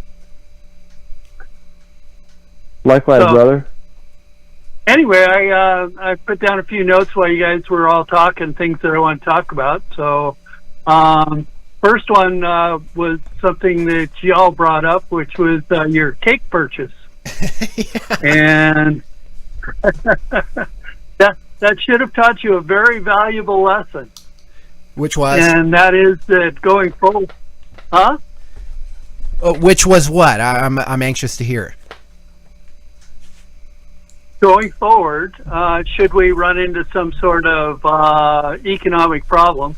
I know some of the people listening are silver stackers, including, myself. And one of the things to consider is when you go down to pay for that cake and they don't take cash and they don't take credit, like if we have a power outage or whatever, the silver that you have might be the only thing that you can buy with. True. And if all you have is a $600 1 ounce silver coin, you're not going to get change. Right. True. True. So that emphasizes the importance of stacking not only the larger pieces but also the smaller ones as well. For sure. Yeah, definitely. I got I forget how big it is. A big old bag of silver dimes. Junk. They call it junk silver. There you go. I don't get why they call it junk, but Mm-hmm. in that kind of scenario, I might also consider. I have 15 chickens and a couple ducks now. There you go. I might bring some eggs down to trade for my cake because maybe they need ingredients. There you go. I think ultimately I love that. we are Yeah, going to see the- a period of that kind of economic exchange for sure. And let it be known that this Wikipedia page, there's an editor that wants to nominate this article about chromatistics for deletion. Okay. Whoever's talking, you're not close to your microphone and I can't hear you. Okay, so the Wikipedia page on chromatistics, there's an editor on Wikipedia that wants to delete the entire article, the entire discussion, the entire term, the entire mention on Wikipedia. So that should tell you something. Because I mean it's crucial. Well, you listen to any financial podcast, they're not going to talk about chromatistics as a philosophical principle for like the basis of building wealth from wealth. Even though that's really the entire paradigm that all financial podcasts talk about, but they never mention this term, which is to me always been very suspect. And it kind of is a little bit of a philosophical lens, a little portal into the underbelly, perhaps, of our current financial paradigm. That the foundational philosophical concept behind the current wealth paradigm wants to be deleted from Wikipedia. That's hilarious. Yeah. And there's not many other. In that same vein, Yeah. I'm sorry. In that same vein, they called the constitutional silver junk, and then they called junk bonds high yield. It's just like one big mind fuck. Yes. It's a humiliation ritual almost. You're right. Using outrageous euphemism as just sort of casual substitute for reality. Exactly. It's very Well, that's why widespread. everybody should be on the Big Dog Telegram show or channel and the Zetetic News so they can actually talk about real stuff. Agreed. Agreed. Smitty, what else did you said you took some notes. What else did you want to bring up? Well, I was just going to tell a quick story on that one, on that subject, and then move on to the other stuff. And that was a number of years ago, about 20 years ago. I went up to Montana to look at buying an apartment building. And I stopped by the bank on the way out, grabbed a little bit of cash, and then went home, got on the airplane the next day, and realized that when I got as far as my connecting flight in Denver and wanted to buy a cup of coffee, that I had left my card in the teller at the bank. Oh. So I was headed out. So I had no money, and I'm headed to Montana for 4 days with no money. Back in those days, and I can tell you, gold was trading at $600 an ounce at that point. Mhm. I always used to carry an ounce of gold in my wallet. And it was a Friday afternoon. I called my girlfriend, had her call the coin shop in Montana, and they actually in Missoula, and they actually stayed open an extra half hour for me to go in and change my gold coin into money so that I could survive the weekend. There you go. Brilliant. Yeah. Good reason to carry actual money. Money in its original sense of the word. I had That was Smitty, I had a sort of opposite experience one time when I wanted to withdraw all my money out of my account. I had I'm a salesman by profession, and I had a year where I had good commissions, and I was very concerned. Like Big Dog said at the beginning of the show, like he wakes up every morning thinking, "Oh shit's gonna hit the fan." I've been living that Groundhog Day since I graduated college in 2008. Basically, I can't believe we haven't had a variety of things happen. Although we've had some perturbations that sounded like what I expected, but ultimately they've been able to paper over and kick the can further down the road. But anyways, back to my story. I wanted to pull my money, my cash, and literally cash in the mattress type shit, some of the money that was in my bank account. And at this point, even we're talking like 2013, there was no teller anymore. There was no teller at my bank. Basically, my bank is like a telecall center. There's one person who sits behind a desk, but when it comes to withdrawals, I'm talking to someone on Skype or Zoom or Teams. Like it's literally a computer terminal with, I'm video conferencing with somebody sitting in a call center somewhere, and the machine is essentially a glorified ATM. And I'm like, okay, I want to take out $50,000, and they start scrambling. And they're like, "Oh, we need you to fill out this form. We need to fill out this form to basically tell us, what do you do for a living?" And I'm like, "Why do you need to know that? Like, are you the police? Like, why are you asking me?" "Oh, Patriot Act." Oh, 50,000! You broke the system. Yeah, which exactly. is so. I'm thinking like 50,000. It's a lot of money. But in the grand scheme of things, I live in a metropolitan area with several 100,000 people, and there are literal billionaires who live around here. Millionaires, many millionaires, and at least a few billionaires. And I bank with a major federal credit union, and I'm like, you guys don't have $50,000 in this branch? Like, are you kidding me? That just told me how tenuous things were. And then they wanted me to make all these disclosures that fill out this government form, and I refused. And I was like, what are you going to do? Like, you're going to not give me my money? And they're like, well, we're required to ask for this form. And I said, I understand you're required to ask for it. I'm not required to fill it out. Right. Like, I won't. I want my money. Right. Give me my money. And they eventually, they basically, there was like 4 ATMs, and they got a little bit more than 10,000 out of each ATM. But I'm pretty sure they had to restock like the next day. And that, to me, I'm like, holy shit, we are on a razor's edge on any given day. If like literally 2% of the population around here did the same thing as me, even if they only have a couple $1,000s in their account, they're done. That's a bank run. Right. They have no more currency, and people better hope that their credit and their EBT cards will transact digitally, because other than that, they have nothing. I mean, there's going to be massive capital controls that they're going to roll out for sure as a way. Well, the last dying breath of the fiat system. Yield curve control and capital controls for sure. Because I mean, you know, the Great Reset. Yeah, they can't let bond yields go to 20%. Like, I'm sorry, they're not gonna be able to do that. So yeah, the bond market is. They did before.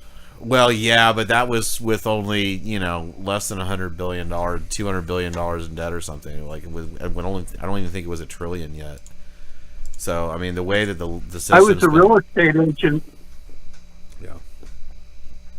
I was a real estate agent at that time, and the deal I transacted ended up with a 19% mortgage. Right, and the home price was probably like, you know, 2 years worth of salary of the average worker. 135K, yeah. Right. I mean, he eventually refied it down, but yeah. But that's probably that same house at 7% now is probably $600,000, $700,000. Oh yeah. Yeah. Easily.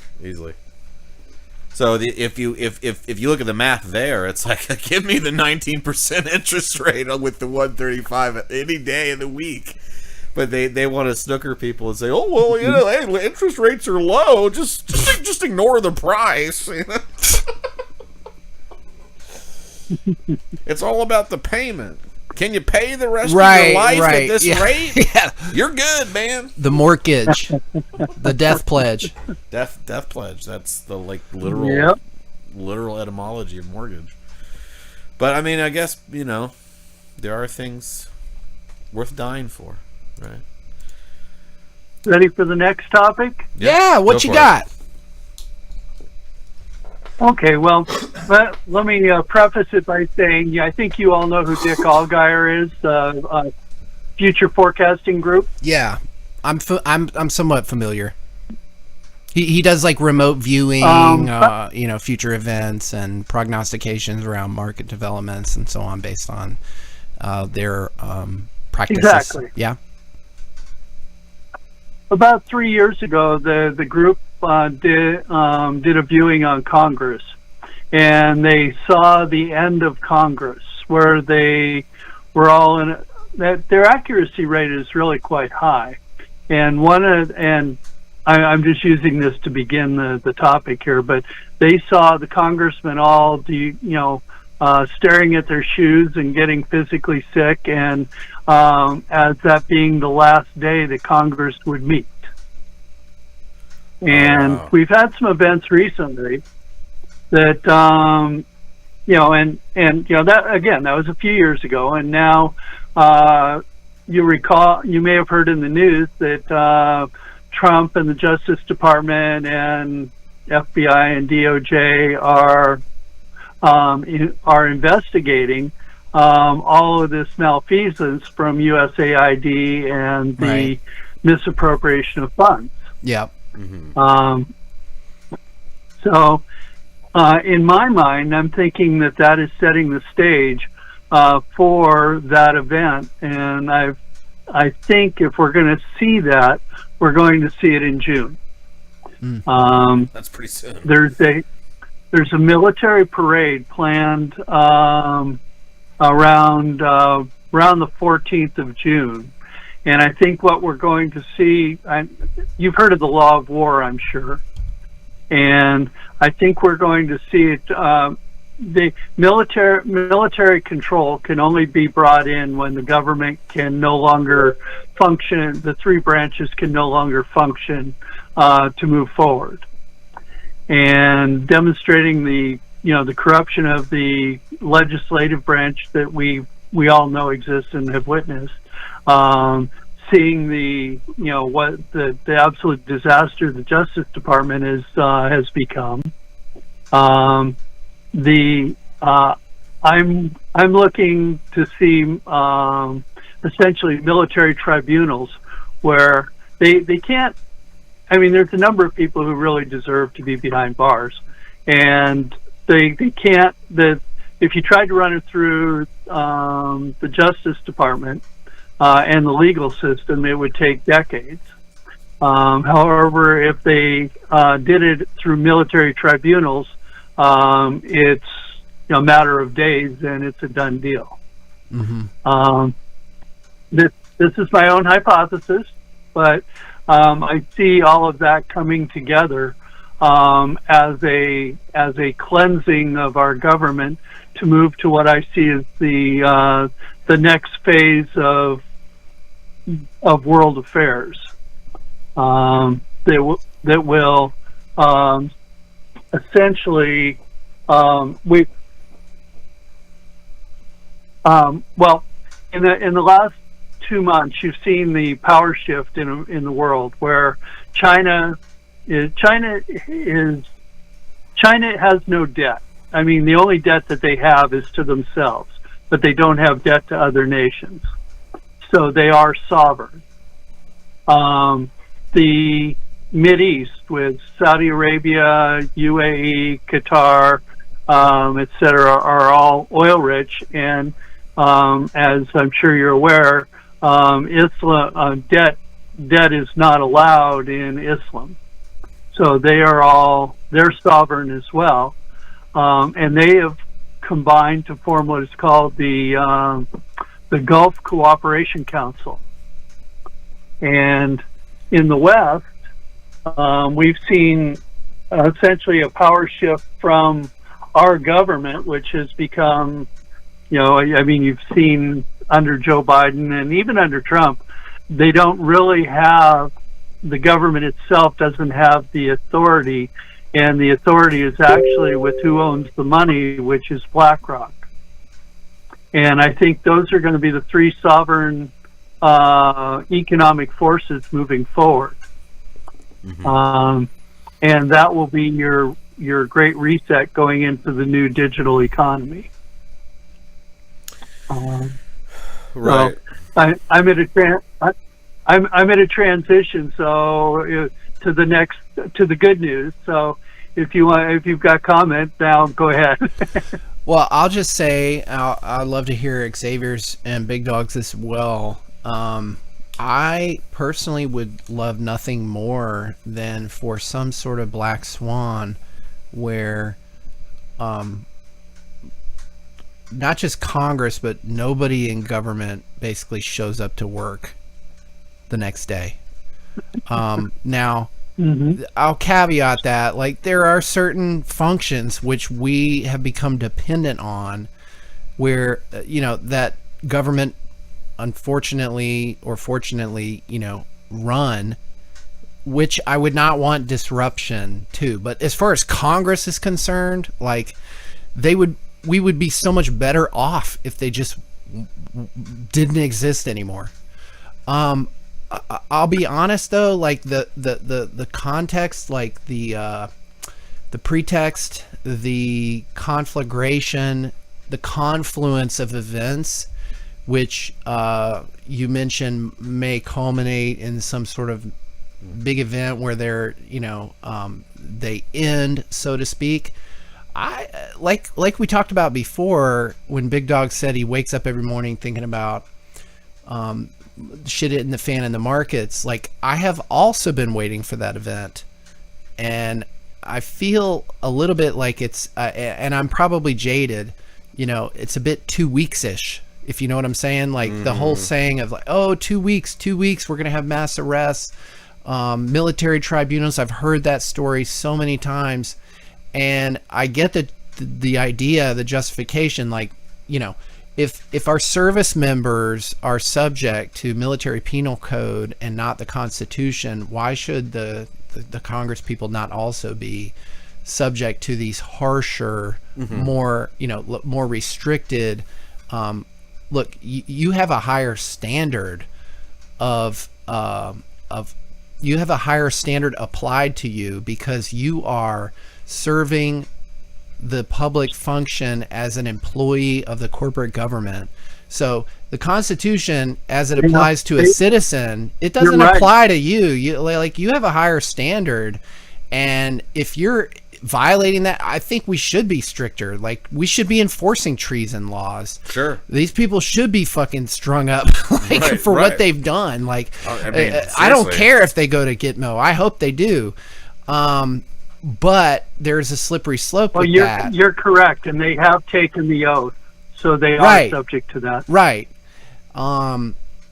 And they'll argue, the devil will argue, use scripture to defend his purposes all day, and likewise the congressmen, they typically will only cite the Constitution when it serves their purposes, but in point of fact, the Constitution should be used to fucking throw the sort of Damocles down on their head. So I'm all for that. I'm hopeful for it. I am jaded as well and skeptical that, in 2 weeks, June, actually it's like 1 week, 2 weeks since the parade that you mentioned, but we'll see. I mean, we are, I think, in very, I hesitate to say unprecedented, because I think there's a lot of precedent for what we're seeing right now, but things are definitely volatile and different than they felt even a year or two ago. Yeah. So as far as the machinations of the global powers, the China situation, I tend to think like our governments are way more intertwined than they would have us believe. I feel like this whole good guy, bad guy, Coke versus Pepsi, China versus US, it's like it's more of a charade to get people bought into the volleyballing that's happening, but everybody knows, any adult knows, that there's backroom dealings and agreements, and what gets put on the TV as is more consensus manufacture, public sentiment, like gaming, than it is real negotiation. That's my personal belief, but I'd love to hear Xavier and Big Dog's point of view on that. Well, really, it's it's just so intertwined. These it's like the whole adage of there's going to be squabbles at the craps table amongst all the mafia dons as to who owes who, and how much the recent bet was really worth, and who needs to pay up, and there's going to be fights at the table for sure, but they're all going to unite to defend the game if the game is ever threatened. And so that to me, I think, is the big that's the big caveat here, is that they're actually much more aligned. They're much more interconnected and subject to mutual interests than I think that the media arms and the pundits and the talking heads would like us to believe. I mean, there's a perhaps sort of, you're right, and mutual codependence. Perhaps they're just shedding baggage. Right. And the reality is, you mentioned BlackRock as the only actual real sovereign, and really BlackRock is the most successful pirate corporation that's ever existed. I mean, they're essentially a wealth management firm, but when you look at the art of the pirate, many pirates operated highly successful mercantile international businesses, and what they did was they just oversaw the supply of all the transactions going here, there, and the other place, and they took what was easily understood by their trade secrets as negligible in the form of fees. And so the pirates, and then the buccaneers and the mercantilists, they eventually created a guild system where you had to participate in this kind of organized bilking of every single transaction that came through your ports and through your networks and your ship lines and everything. And I think it's interesting because it seems like we are heading more towards a mercantilist order and away from this kind of capitalist system. It's not really, capitalism is really just sort of a subcategory of monetarism, as is socialism and communism and all these isms. They're all monetarist systems. Continue. Xavier, you're right on point. BlackRock and State Street and Vanguard have their people on the boards of every major corporation. Correct. They control it all. Correct. Interlocking. So they are the pirates. They are the pirates. Bigger than East India. Oh yeah, they took all kinds of pages out of Dutch East India Corporation. Absolutely. And I think that they are forming a new South Sea bubble, but about 100,000 times larger in nominal terms, and it's going to go for probably 5 or 6 times longer than the South Sea bubble did. And if you look at it as a chart, right, the bubble that BlackRock wants to create, I mean, the South Sea China would hardly even show up as a blip in terms of percentage worldwide resource terms. I mean, I think they want a complete redenomination of all assets at the end of the day. Oh yeah, there's going to be a complete reset. There's going to be a period of time. I agree with Bix Weir actually on this, that there will be a period of time of pure regression to a local regional pricing mechanism.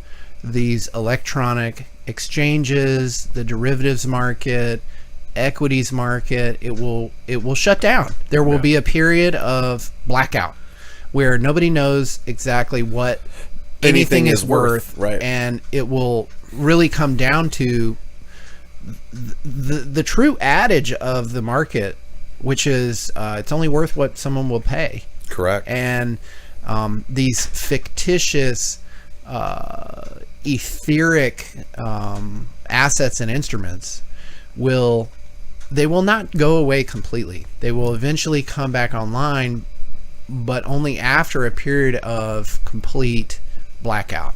Right. And when they come back online, I think, unless that is precipitated for some kind of new system, which very well could be, where things are even more gamed than they are now. The only other trajectory will be a situation where honesty, transparency, and real true valuation takes precedent, and I would hope a revaluation of things would take place to where it represented something closer to reality. But then you have the whole labor theory of value there, right? I mean, I think that what BlackRock wants is for everyone to become a trader, and they want to have full reign in the Gulag casino, in the Gulag casino economy that they want to enshrine as 80-90% of all human activity. And that benefits them immensely because they take a little slice out of every transaction, and even if it's only 0.1% of quadrillions of dollars, you're going to have BlackRock at tens of trillions of dollars, perhaps even hundreds of trillions of dollars in managed assets, quote unquote. And that would be the sort of mercantilist fantasy paradigm. And I actually think that that would be probably the one that would be most easily implemented versus something like a Chinese sort of top-down uniparty communist system. I don't see that really working in the West at all. It works in the East decently, but again, that's a cultural phenomenon mostly. And then same thing with Islam and the Persian Gulf sovereigns.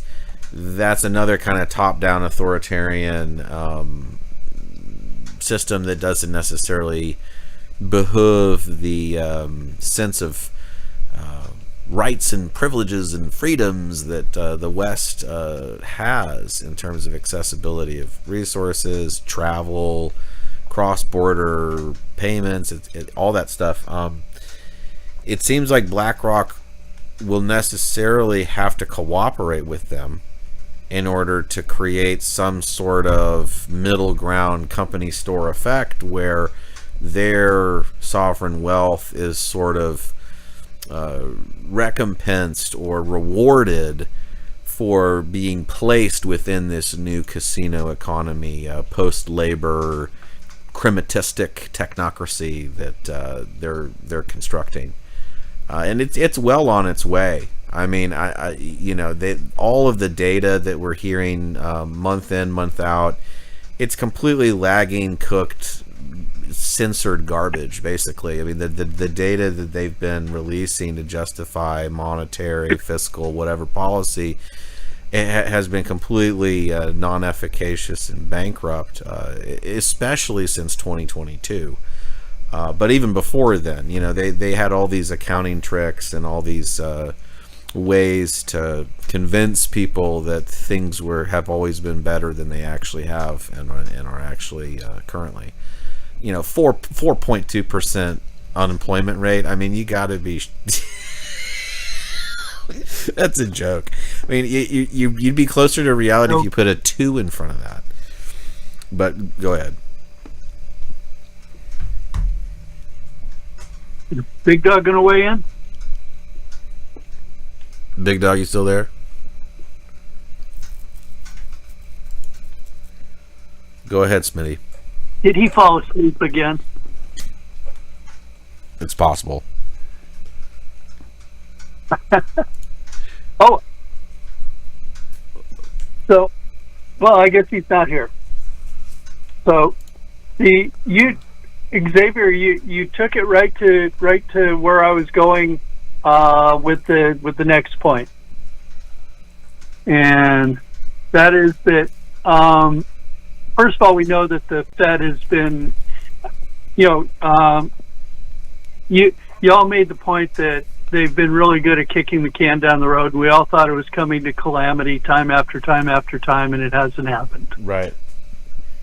And I foresee. Well, I think we're going to see a big.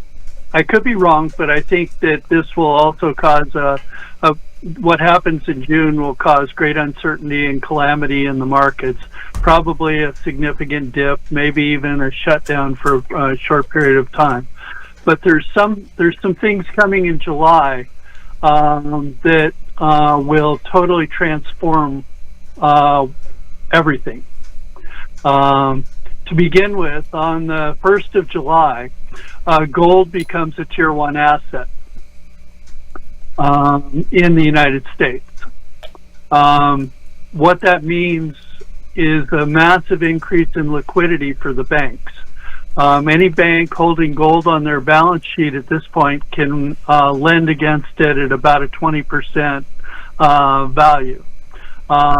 When it becomes a Tier 1 asset, they can lend against it at 80%. So it will triple the amount of funds they have versus the gold they have available to lend. So you'll see a massive increase. When that happens, you'll see a massive increase in liquidity in the economy.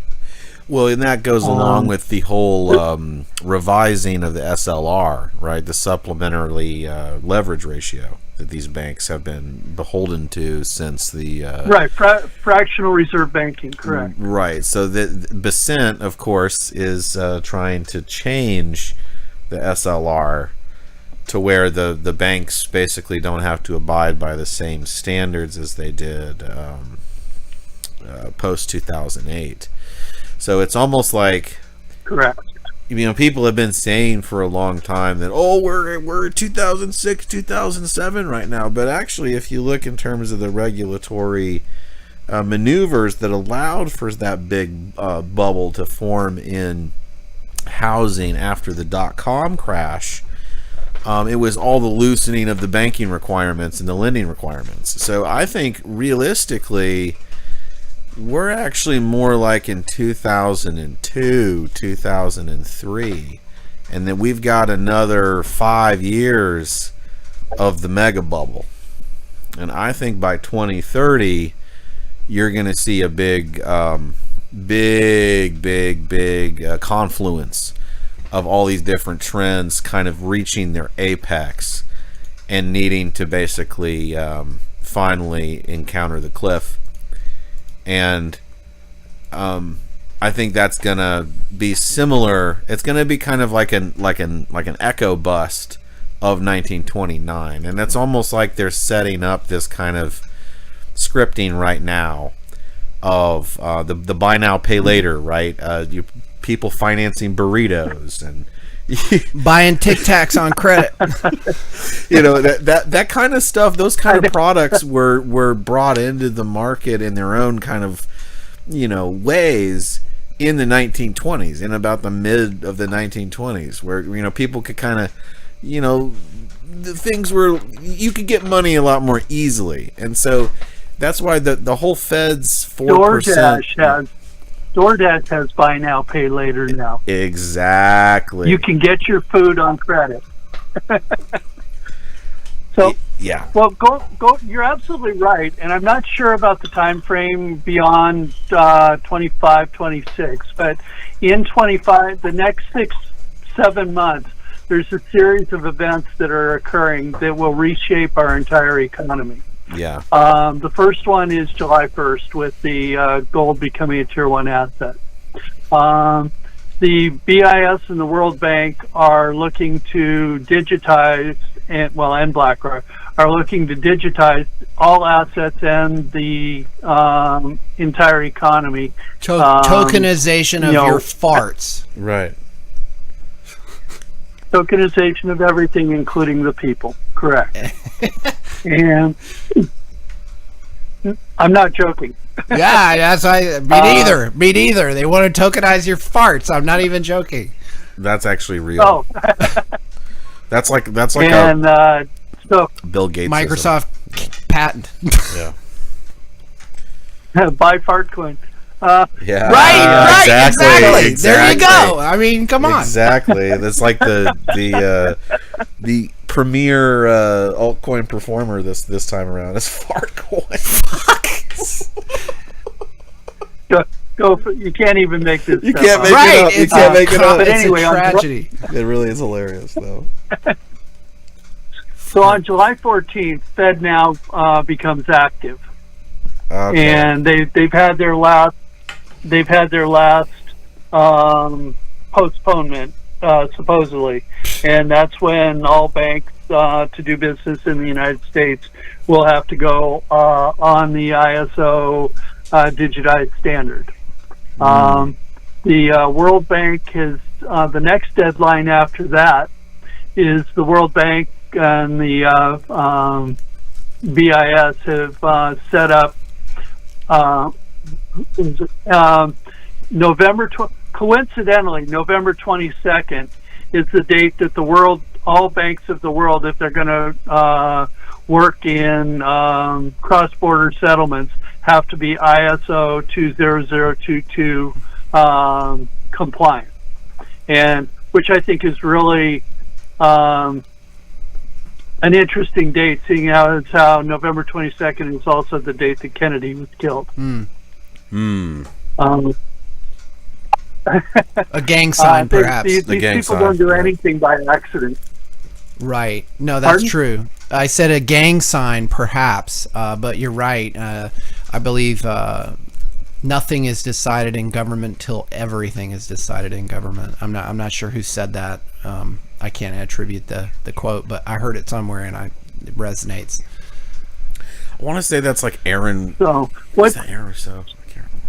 So this year, within the next 6 to 7 months, what you will see is you'll see the three power brokers of the world establishing cross-border payment system, digitized cross-border payment system, so that they can, and essentially pushing aside SWIFT and its clunkiness in favor of something that,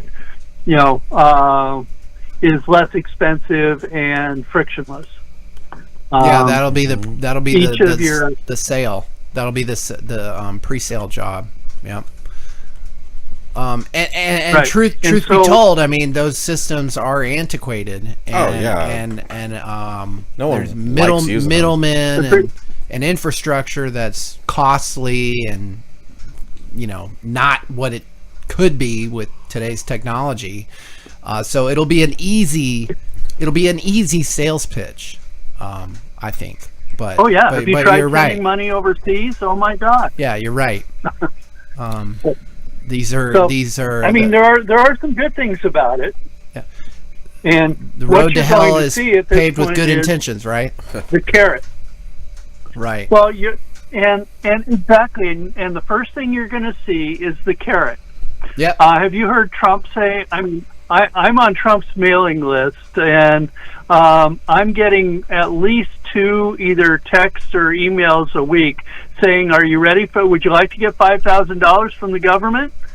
And they're going to be giving away money, and when they do, they will be giving it to you in a digitized format. He's already said that the government's not going to work with cash anymore, and so they'll get every, hey, I'm going to hand you $5,000. You want it?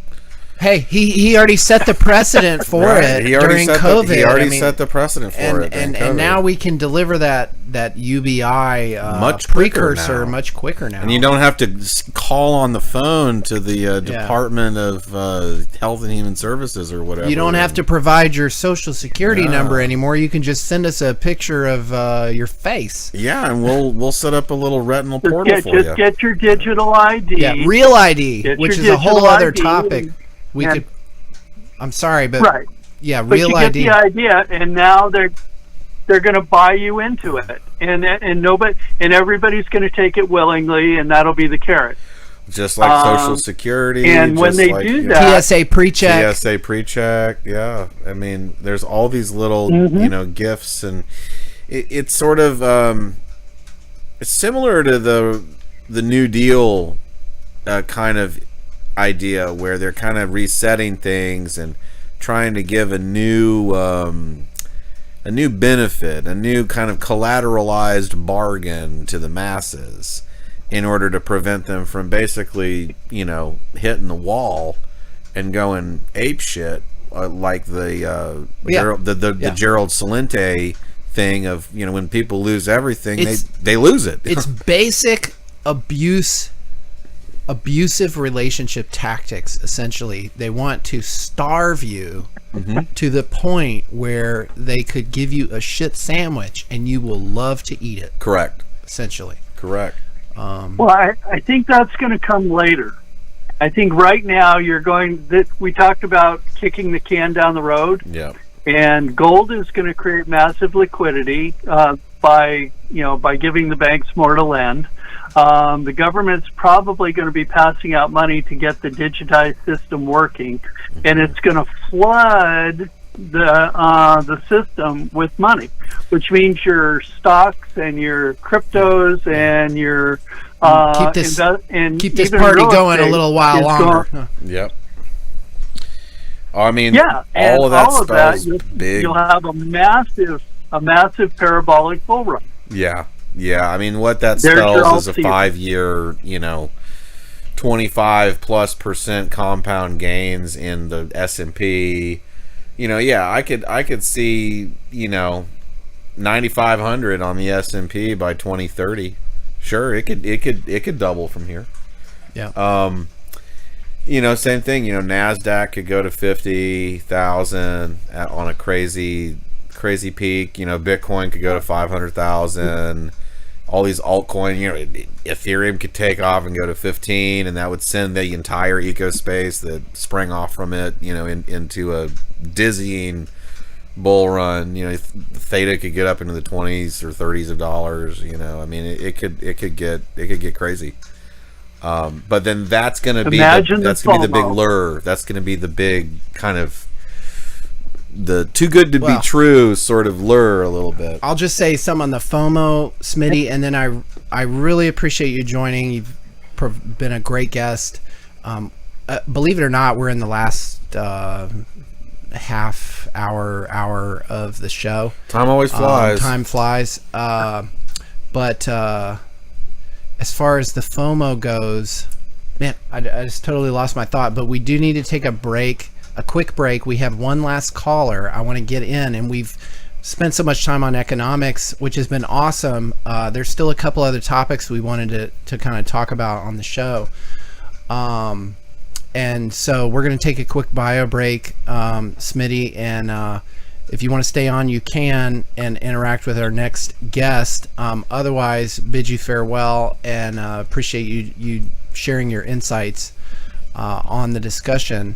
But let's play some music. Gentlemen.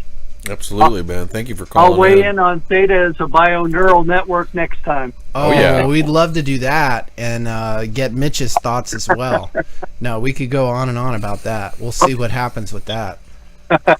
Yep. Okay. All right, take care. Thank you, guys. Design? Find a 3D designer today.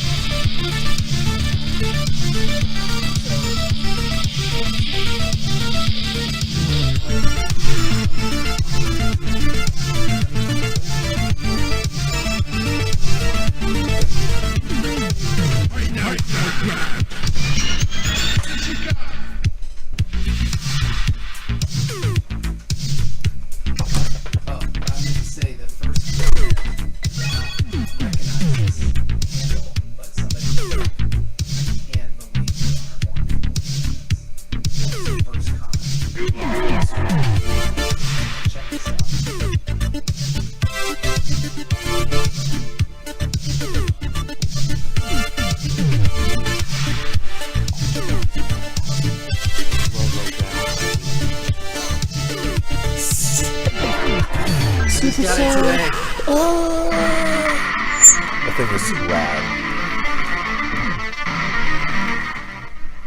All right, we're back in the saddle for our last. I don't know, we might go a little past our normal time because we were a little bit late, and we're having so much fun. We've got great call-ins. If you guys are just listening to the show, we have a video component on YouTube. Ztidic.news. We are the first next generation news network powered by Theta. We are your host, myself, Dave, and Xavier Diamond. For episode 53, it's May 29th, 2025, and we're here in the last leg of the show. We've got our last caller. It's an 808 area code. Thank you for your patience. He's been waiting 25 minutes to join us. I'm going to drop him in the queue, but before we have him say hello and bring up what he wants to discuss, I wanted to make sure that we play a couple clips, part of our thematic topics for tonight. That we have yet to talk about. We talked so much about economics, crypto, AI, technologies, markets. It's time to pivot a little bit and get into these other subjects. Since our last show, we had a glorious rocket launch and venture into the great unknown known as space. And I'm talking about, of course, Katy Perry on the Blue Origin Space Dick rocket ship with Jeff Bezos' wife. And they went on a little theme park ride into the, what do they call it? Outer atmosphere, the Ionosphere. The ionosphere. 0G, they kind of go up and then they come down, and it was this big media circus, and we have celebrities, billionaires, seeing the great unknown and coming back and reporting to us, as we were talking about before. So much of what we see on TV can be faked, and since we have no firsthand knowledge or experience with what is being depicted, it stands to reason that we should at least question whether what we're seeing is reality at all. And I wanted to play a couple clips to kind of tee up this discussion. This is Joe Rogan talking about Katy Perry's venture into space. And it's pretty funny. And then I have another clip that Xavier shared to the channel on Ztidic News' Telegram, showing kind of a whole generation of a political pattern, if you will, of promising the moon. That's a phrase, right? Promising the moon. So let's play these clips, and then we'll introduce our next call-in, 808 area code. I think his name is John, first-time caller, and get his thoughts and anything he might want to bring up pertaining to this clip, these clips, or anything we talked about on the show already. So here we go. Perry talk about right going to space. Now you are officially an astronaut. Thank you so much. How do you feel? I feel super connected to love. Goodness. I will never be the same. You said that you needed to go to space to heal. I know you're only a few minutes removed from this incredible experience. Do you feel healed? Is it what you expected? No.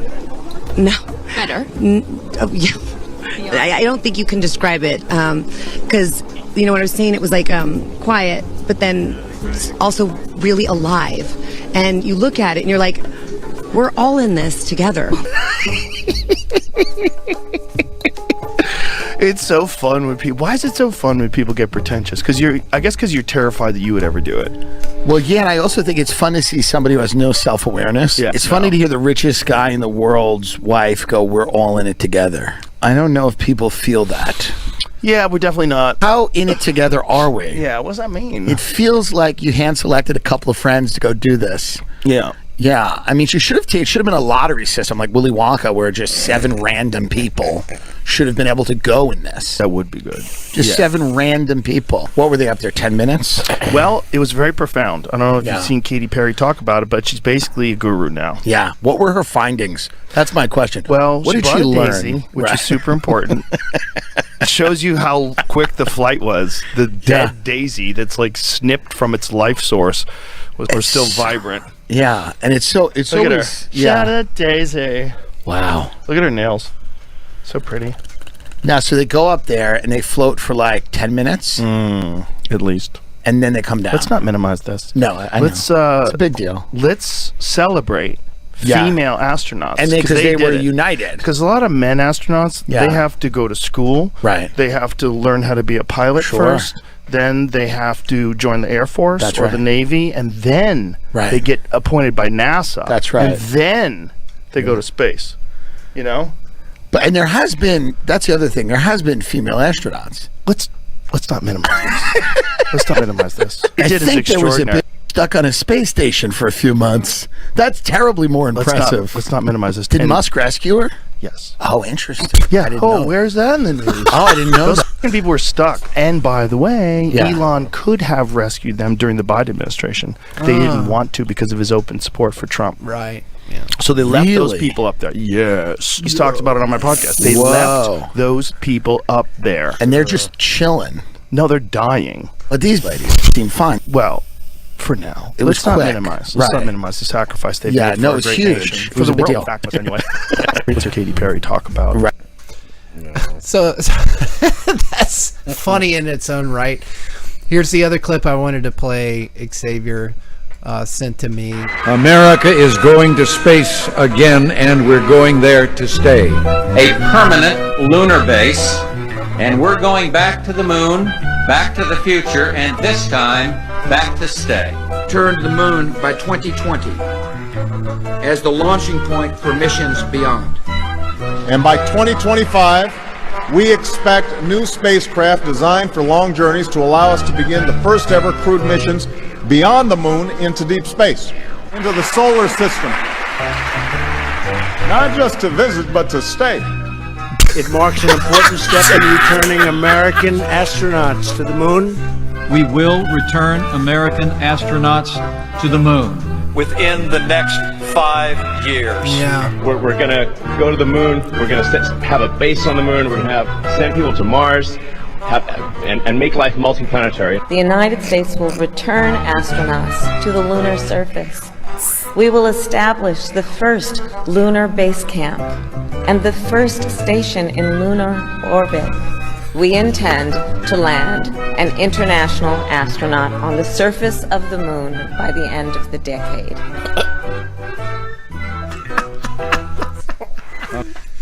Oh man, that is funny. Great compilation. The music is absolutely apropos. Yep.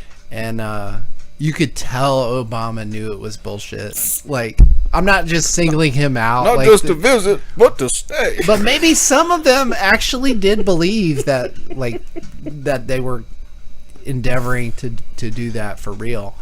Wow. So that's hilarious. So that kind of tees us up. This is just like an ongoing thing between every episode, whether we've broadcast, within 4 weeks or 8 weeks, or it could be 6 months, like, it's so predictable. There will be like a rocket launch, or there will be some pronouncement from NASA that either like an asteroid is gonna crash into us in 2020, whatever, and kill us all, or we just took this new picture of this faraway galaxy, or we launched and made this observation. Oh, maybe the rocket exploded midair. Update on our progress, or there was some new funding granted to do XYZ on Mars, and there's always some kind of bullshit like that. But like, when has it ever really resulted in any kind of major discovery, innovation, or achievement? And it's like, how many dozens of billions of dollars are just sloshed around in this giant Manhattan Project, basically? I mean, it's got to be the trillions of dollars by now since the inception of I was NASA. born in 86. You've got a clip here starting with 88, and I know it goes even before that, right? Obviously, with the Apollo missions and whatnot. I mean, inflation adjusted. When you put it like that, it's kind of like that video of all the local newscasters saying the same thing. Precisely. It's like, this is just a script that they have to read. Correct. And the agenda never changes. We never actually accomplish anything that we're going to accomplish. It's always that carrot on a stick, like, give us more money, give us more psychological support for this. It's really the only government agency that actually engenders sense of pride, or outside of the military, which is again like an incentive-based model.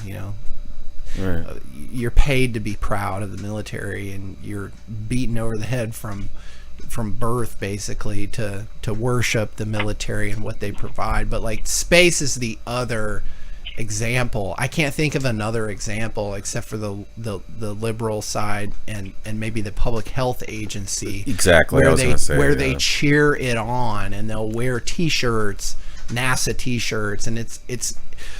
I feel like NASA's in its own category where it's transcended being a government agency, and it's more of a pop culture icon. It's more openly Bernaysian. Yeah. It's more openly Bernaysian. But it's every bit as fraught with fraud as any other agency, and malfeasance and deception. And I'm just so tired of it. I want to welcome our last caller of the night. It's area code 808. First time caller on Zitidic Newscast. You're welcome to episode 53 in this crazy month of May in 2025. Thank you for calling into the show and being patient with us as we brought you into the fold. What's your name, and where are you calling from, and what would you like to discuss or comment on with what we've said so far? Hey, Dave, can you guys hear me all right? Yes, sir. Yes, sir. Okay. Yeah, I'd just like to talk about a couple things. My name is John. Hey, John. I actually live in Texas. Yeah. Awesome. Cool. Houston, we got a problem. There's just a couple things that you talked about that really caught my interest, and just made me to call in. My family, first off, first generation American, and I have some family from Germany. As you might think, there's a particular party that happened there back in the 20s and 30s and 40s. And so they migrated after the war into the United States. Some of them were scientists and actually worked on the Apollo project. And I could say without a doubt that, at least from my family accounts, there's a lot of things that have not been shared with the general public. Everything from whether or not we can fly up there, all the way to, are we alone in space? And the answer is no, we're not, at least from what my family's told me. And, I have my theories as to what that entails. But yeah, I'll just stick with that there, and I'll kind of go into more detail. I guess I could say, my great-grandfather was part of the Apollo project for when they reached to the moon, or when they said that they reached to the moon. He did say that there were people living on the other side of the moon, and that it was a habitable place. It wasn't actually out of any sphere where there wasn't air, and that a number of the films that were sent over to the general public were theatrical. They weren't real. Not to mention a number of people that did try to go up there actually died. So I could just kind of leave that as far as some information is concerned. But I actually really like part of the conversations that you were having as far as monetary and as far as crypto is concerned, and gold. Yeah. So one of the biggest things that people really don't notice what's going on now, that has to do with crypto, is all of this is pressuring the general public to not have children. So if you look at how the generations that are having just less and less resources, less and less assets in order to have children, you also have to look at the... Sorry, I'm hearing some feedback. It's me typing. Sorry. So the monetization of everything, including trees, right, the air, and of course a person. But what people don't realize is that when we had COVID, that the jab, I guess you could say, was a way of creating kind of a monitoring system within each individual who took it. And for whatever reason, people are not attaching, well, what do you think is going to happen to crypto? It will become a monetization of actual people, but not only monetization of just being tracked via number, but also being tracked via genetic code and via genetic information via using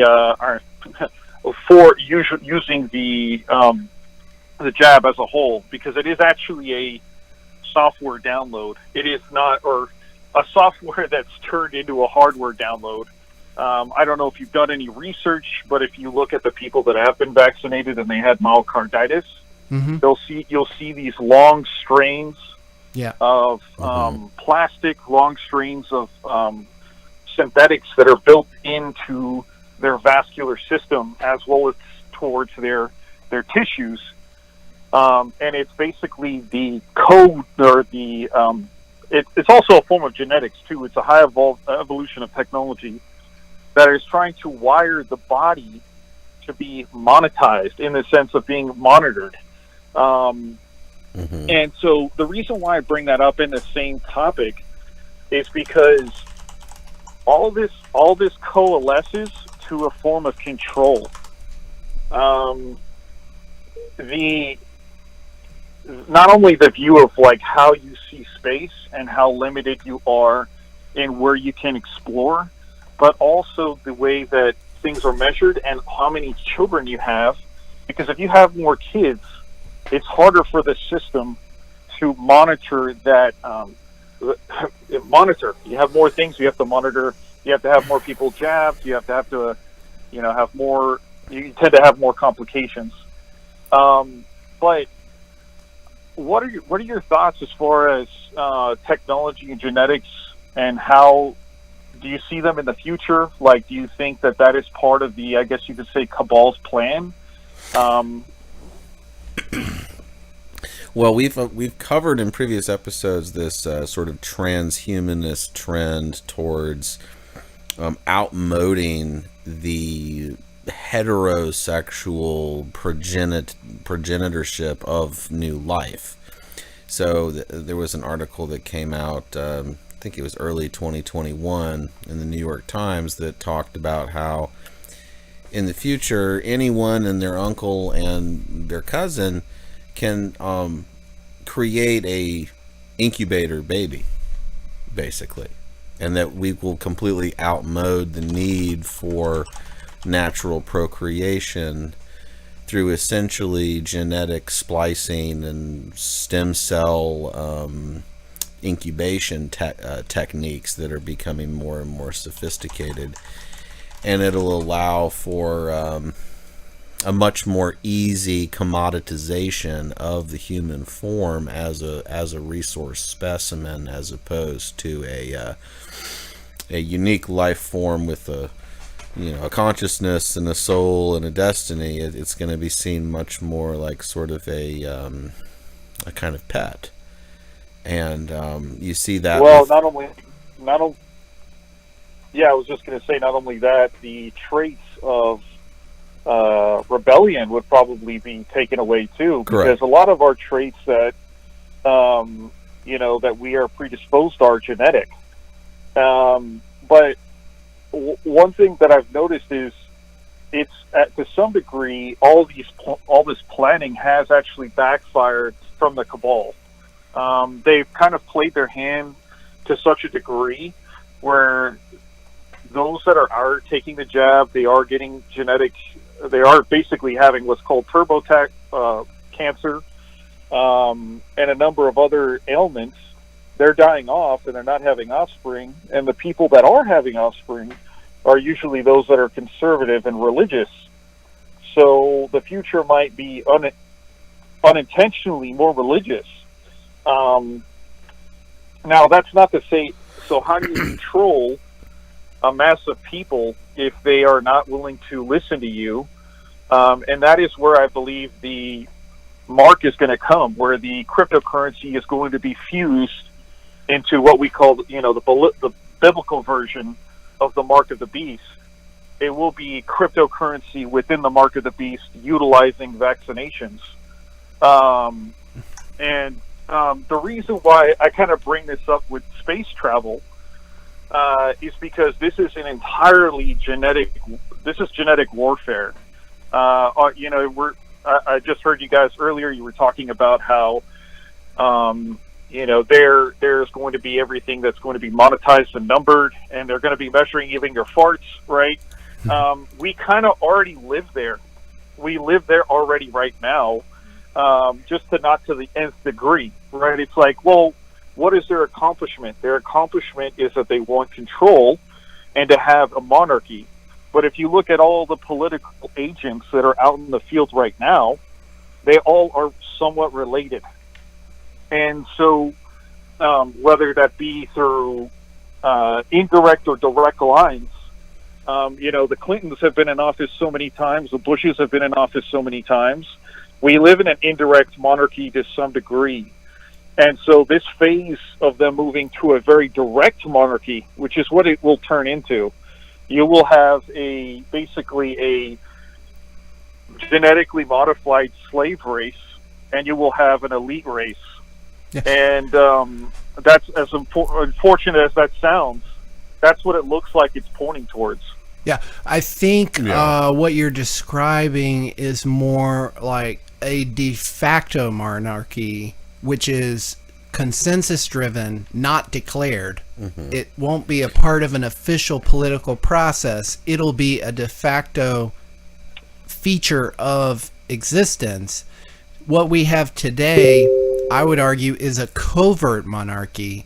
We have a monarchy that has marketed itself as not a monarchy. As democracy. As democracy. A republic, yeah. And so like the Bushes, you mentioned the Bushes and the Clintons, they are the front men. The front men of the front men of the monarchy. Right. That we actually live and toil under. And who is actually heading that who's the up? true enemy. Yeah. Who is that? Nobody will ever see it on TV. Right. It will never be a public figure that you hear about. And we are. That's because sorry about that. Go ahead. Go ahead. I was just going to say, we are incrementally heading in the direction and on the trajectory towards. The question is, who do these elites worship? That's a very esoteric subject. It's a very esoteric subject and high. There's a lot of debate around that. We've had debates on our show. Satan, and it's just you get Satan, aliens, demons, energy. Yeah. I've heard everything under the sun. For me personally, and I'd love to hear y'all's thoughts as well. You get to a point of semantics.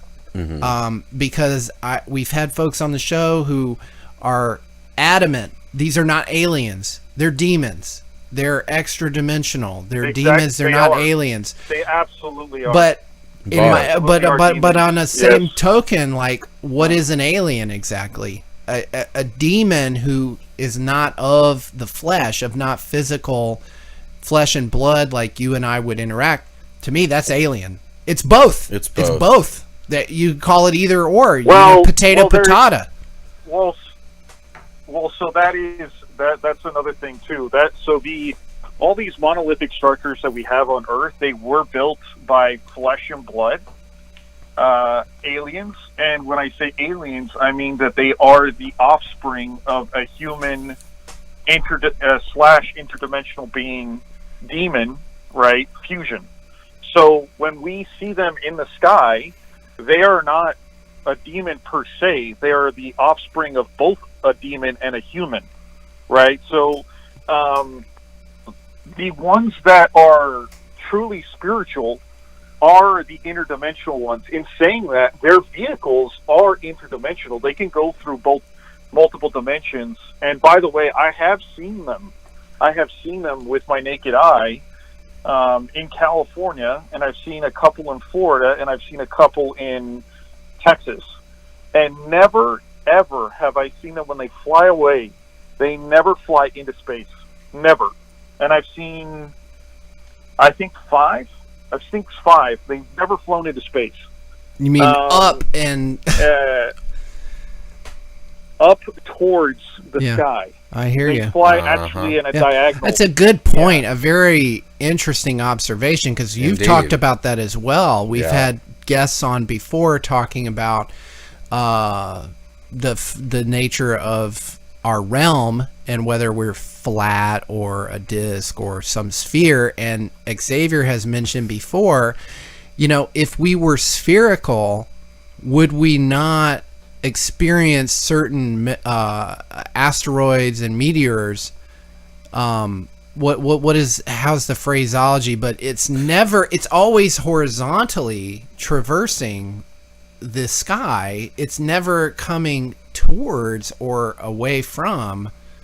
Yeah, there's as you would expect in a spherical. You would expect asteroids and comets and stuff to have many that come up from the horizon and terminate at the apex of your view towards like Polaris or something. But you never see that. There's literally no photo, video, or eyewitness going like evidence horizontally, like Pong or something. It's going much more at oblong or acute or obtuse angles in various directions, but it's never going vertically, ever. So that to me says that we're not in this orbs in the void cosmology. This is a telestration. It's a fabrication of the mind. It's not an actual reality. Right, but the reason why I bring up genetics, and then I also bring up the people, the potential of the elites, who are they worshiping, is one, to identify the enemy, and two, it's also to realize that this is a very slow genetic warfare. All of this is slow genetic warfare. Mm-hmm. I don't know for sure whether it's the elites that prefer to have their genetics spread, or if it's this particular mid-ground group that operate these vehicles. Because in the past, when they have walked among us freely, many of the human race has killed them off. Completely killed them off. You have the story of David. You have multiple Indian... Talking about the giants? Legends of them. Yes, correct. They've all been killed off. So there is a potential that they're fully aware of this, and they want to make this our territory, but they can't do it in a very direct way. Or just because of our sheer number, or it could be our spirit. I don't know. Interesting call. Very interesting. But the practicality of everyday people is have children. You should have children. Don't listen to the pop culture. Have children, please. Yeah, agreed. Both Dave and I have got five between us.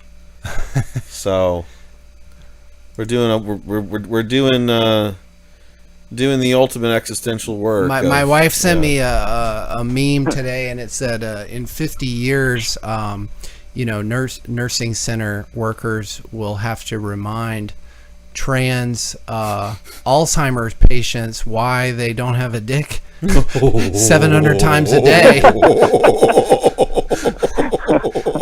What happened to my dick? Oh my gosh. You cut it off when you were 23 years old. Brutal. What happened to my dick? Brutal. You cut it off when you were 23 years old. Poor Alzheimer's. Well, I mean, I would imagine that the onset's probably earlier because of all the estrogen in certain specimens and the cross-hormonal disruption. And the vaccinations and the aluminum formaldehyde concoctions delivered by their pharmaceutical. It could very well. I've been reading some studies about population collapse, and for every 100 people that there are in the next 2 generations, those will equate to 4 grandchildren. So if you do the numbers that way, they might, in 2 generations, we will have a very empty planet. Our planet will be very empty in comparison to what it is today. And so, it's not just in the U.S., it's not just in, the Western Hemisphere. It's actually also happening in the Southern Hemisphere and Asia. Pretty much the only place that doesn't have a non-replacement population is Africa. But they are still also having less kids as well. It's just at a slower rate. But more.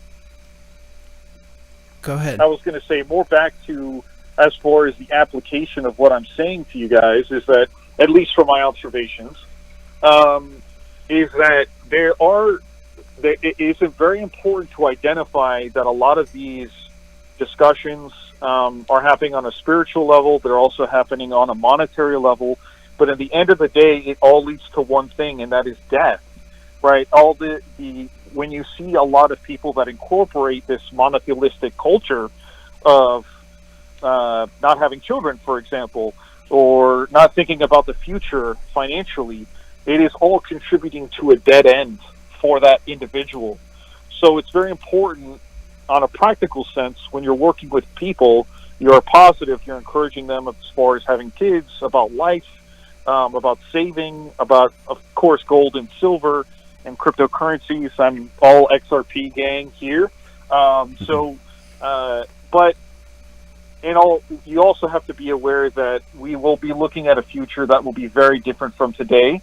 But what is your take on how the genetics is going to be playing, or I should say that the technology is going to be fusing with genetics? Is that a thought that you think that it could be a form of control?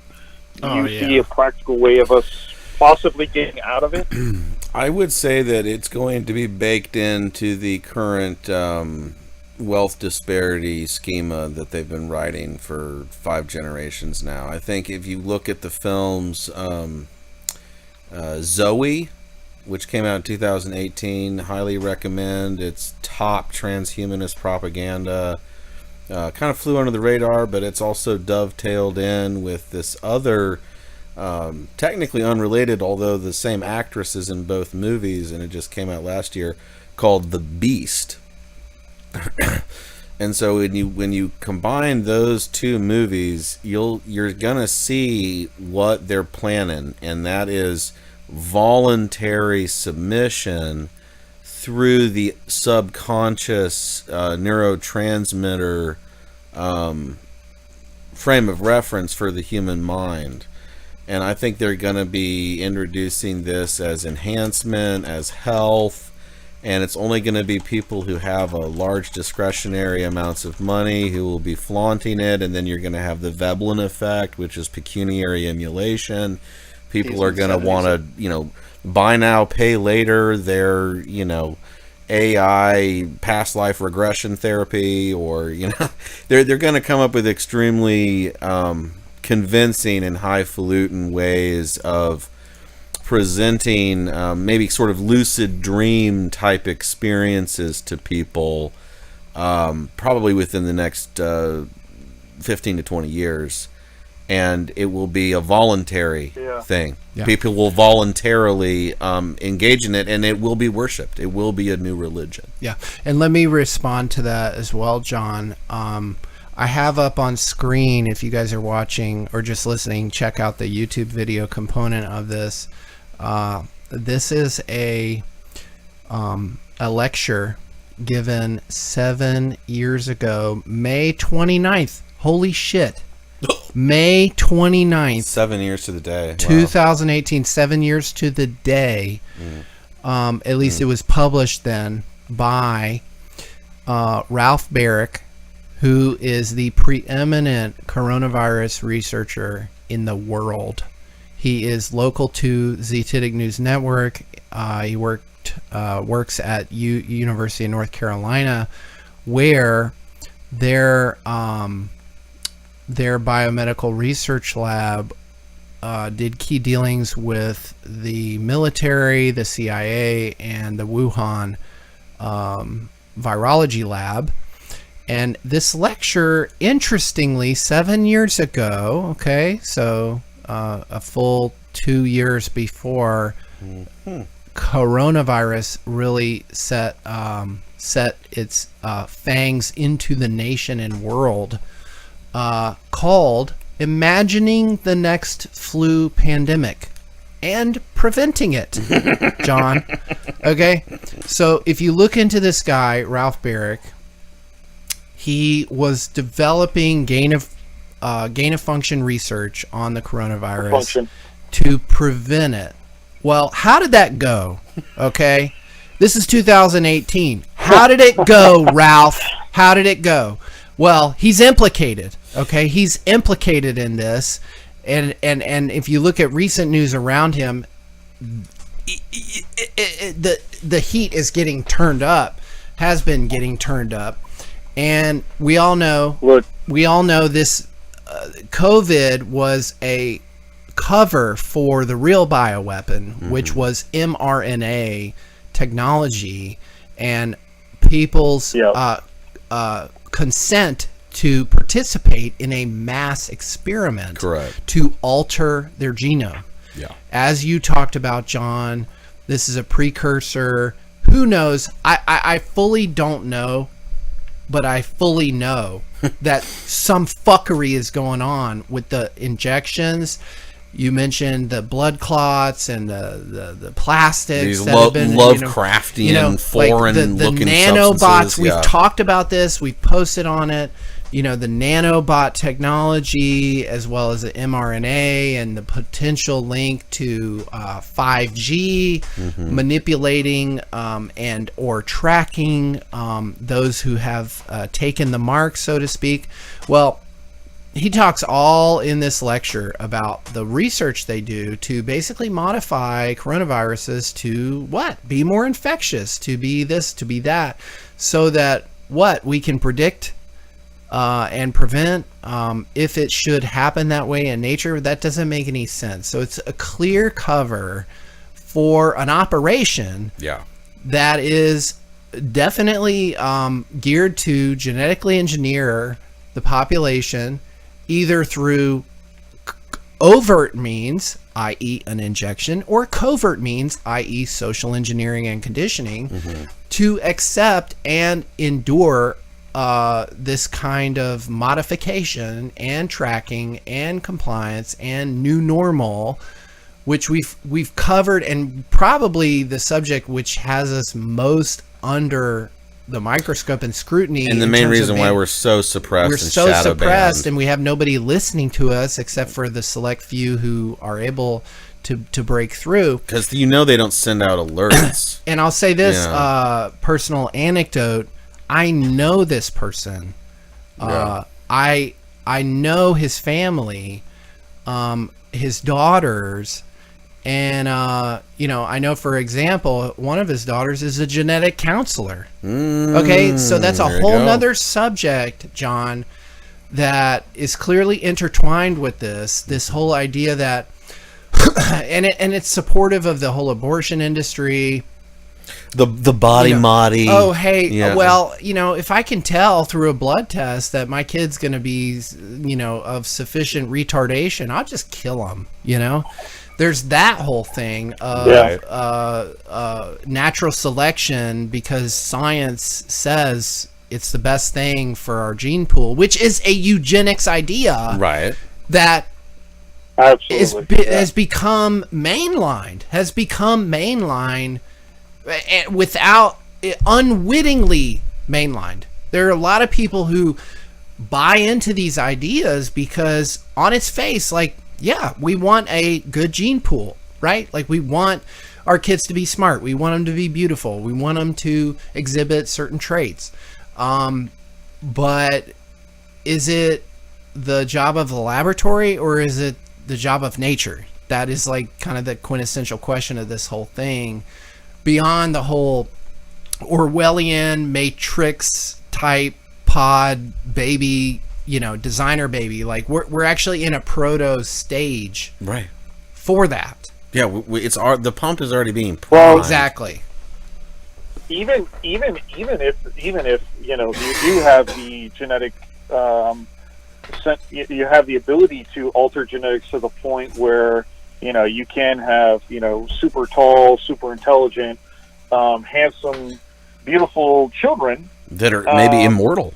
Are you willing? Are maybe immortal? Are you willing to put that in the hands of someone who you have no ability to scrutinize what they're doing?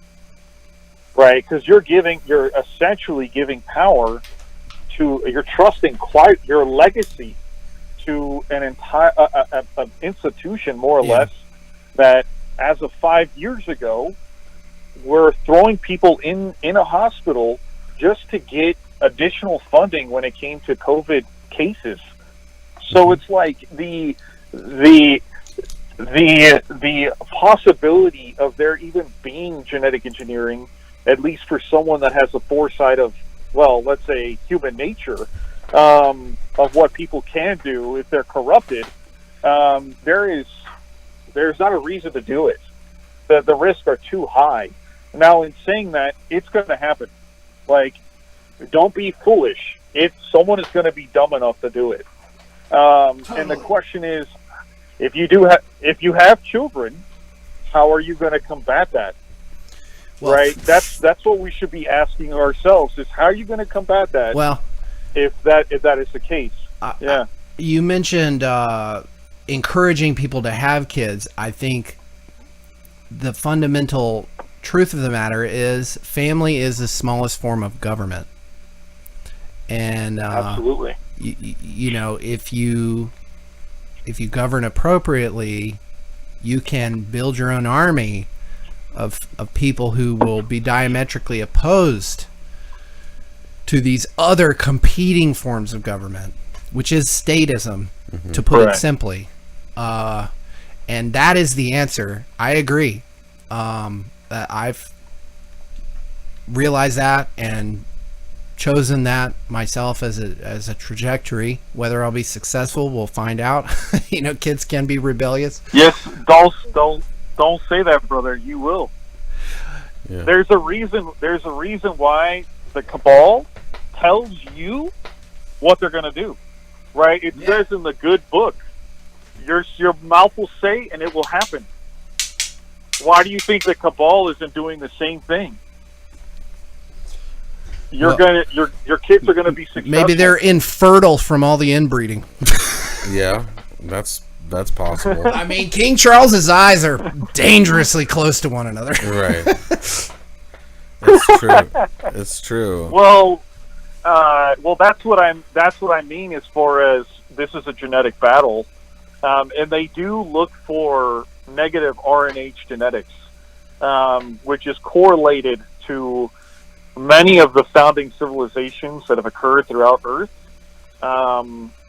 entirely. And there is a lot of misconceptions that people think this is all about, political power and money and funding. But in the end of the day, where the cabal really focus on... No, that's a means of control. I'm listening. I would just have to interject. Right. I mean, it's a means of... You're right. It's a means of control. It's not the end goal.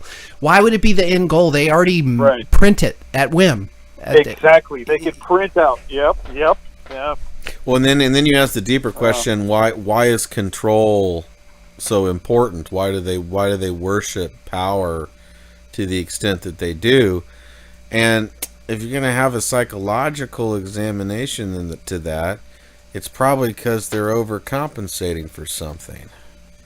Maybe various traumas, various toxic egregore feedback loops that they're caught up in. They have misery loves company, right? They want everyone to worship power and control in some way, shape, and form, even at the micro level of people's lives. And so that's why the culture is the way it is. That's why the society's been engineered the way it has. That's why people are the way they are, is because misery loves company, and corruption, fraud, abuse, trauma, suffering, it's all a trickle-down effect ultimately. And it's not even necessarily native to everyone's day-to-day existence. It's promulgated and pushed in people's lives. And it's by design, because that's where a lot of profit, leading to control, leading to psychopathic catharsis, that's really ultimately at the end of the day what it's all about. It's the whole some people just like to watch the world burn sort of ethos. It's really an anti-ethos, and then that's part of the philosophy behind it.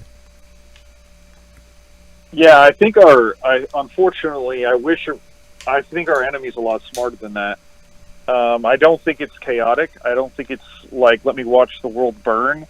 Well, but I think that they when they're the one lighting the fire, they're the ones controlling the burn. They like to watch the world burn as long as they're the ones controlling the burn. That was my deeper point there, is that the control is there because they like to see chaos happen that doesn't affect them, because they can then come in and play savior over the chaos that they fomented. I don't think that it's so finely tuned down to every single last person's impulse. I think that they allow for volatility that has the appearance of being entirely unmanaged take hold in certain periods and certain times, and then they opportunize the fallout and the reaction and the shock and the awe. And that's part of the formula that they've used to perpetuate their prominence for all these centuries. It is an ordo ab chaos. It's a chaos that they promulgate and stew for a long time, only to essentially transmogrify it into yet another form, yet another golem that they can then control in its new form in an ongoing new paradigm. And they constantly shift the paradigms, and it's usually, you can think of it in terms of cycles. Usually about every 4 generations they perform some kind of reset cycle, and that gets into the whole fourth turning and fourth industrial revolution type stuff. Is they want these resets basically to precipitate and aggregate so much pressure over time against the human organism that the human organism folds into their elemental control grid. And that's the kind of, ultimate catharsis that they want to see. And again, that's that misery loves company kind of anti-ethos that they've engendered in everyone. Everyone is self-destructive in some way. Everyone has self-destructive tendencies, and that's what they feed off of. That's what they love to see engendered and celebrated and normalized, is these vulnerabilities within human nature that they themselves know they have, but they want to see it rampant. They want to see it magnified. Yeah. And that's why AI is so... It's an exoteric moniker. We've delved into this in a couple other episodes, but AI also stands for the Ahrimanic incarnation, right? So AI is this exoteric sort of carrot and stick routine that's really hiding a much deeper, long-standing occult agenda, which is to foster conditions in which a sort of Ahrimanic consciousness or a deep misanthropic consciousness can take hold and become the new world religion.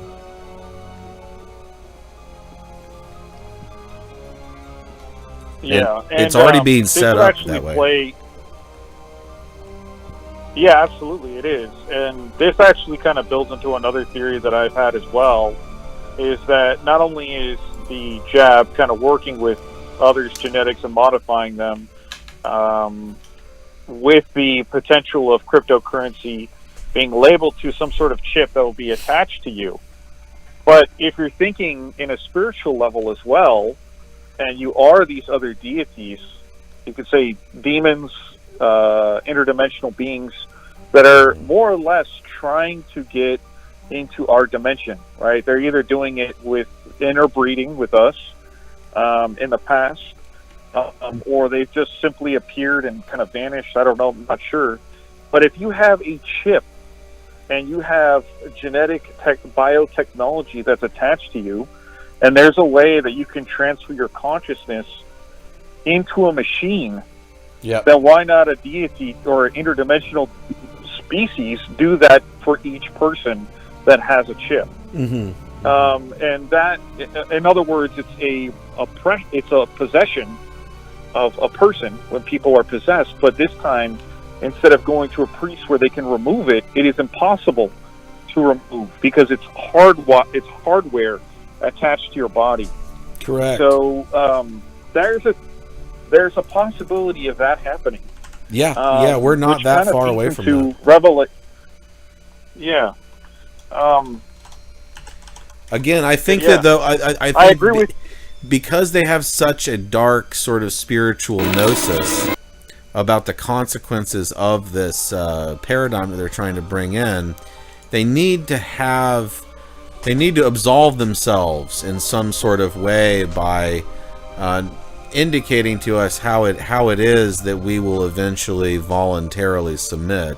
And that's the whole, predictive programming and persuasion and all of this. But it's there to essentially stultify or paralyze or anesthetize or desensitize you to the very thing that they want you to succumb to. And that's a form of occult psychological manipulation, essentially, is if you can normalize something over time that would have never been adopted if it was fully revealed as to what the real intention was all along, then you would have a sort of tacit or a sort of engineered assent. And so they're using technology as a way to grease the skids, or sort of a vector to sort of accelerate this sense of learned helplessness without it.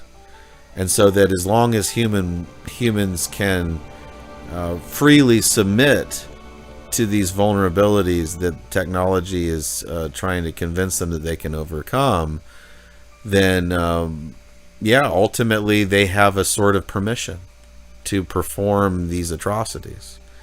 And that's the black magic or the left-hand path agenda that they've been constructing for a long time and in a relatively uninterrupted way. And the reality is, if the trend goes truly parabolic, the Matrix is going to seem trite and rather jejune compared to the kind of control grid that they really want, which is a soul harvesting program. They don't care about the BTUs or in the body to mine it for energy in some decrepit physical world where machines reign supreme. No.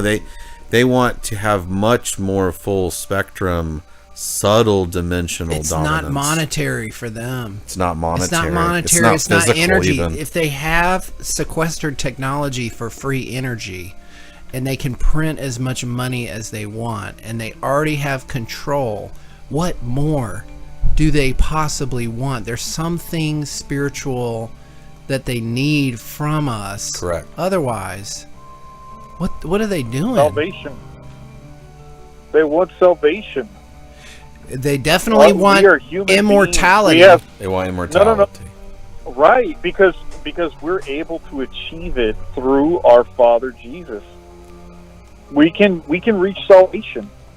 They cannot. I know it all sounds very like ancient. Okay, now we're going religious, but the reality is that's what it is. It's all just been covered up with, oh, this is super high tech, and it's not really high tech. There is.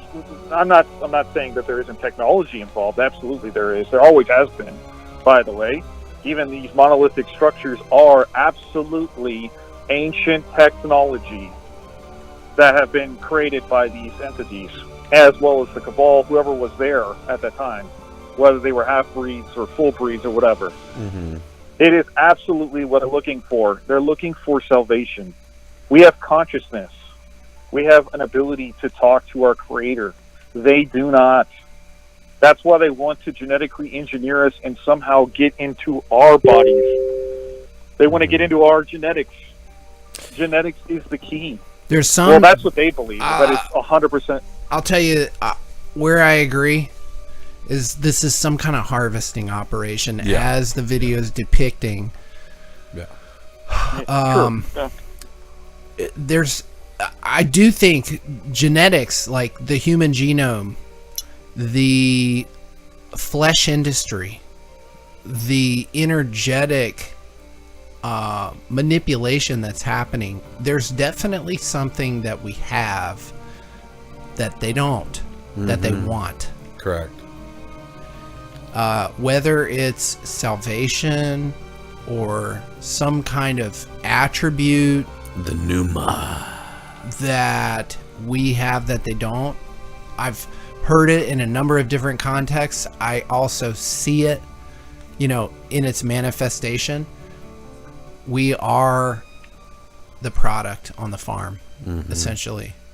Correct. And, I've heard of these demonic entities who prey on negative energy, and that's why we always seem to find ourselves in war and conflict, and there's these divide and conquer tactics which have us focused on our differences so that we have turmoil. And it has to be beyond the monetary. Like, we didn't just kill 1 million people in Iraq for oil. No. If we wanted oil that bad, we have it already in our country. In our borders. We don't have to go anywhere for it. It's not over oil. So it's not about that. There's something more here. Then you see the destruction of ancient relics and things like that, and historical cover-ups, John, which we talk about a lot. Yeah. You talk about monolithic structures. Even relatively recent stuff. And very recent stuff. Supposedly recent stuff. that are papered over, bricked over, mudded over, papered over. Really, it is so true to say there's so much more that we don't know than we do know, but it's even more true to say there's even more that we don't know, which is known by a minority that we could know but we can't.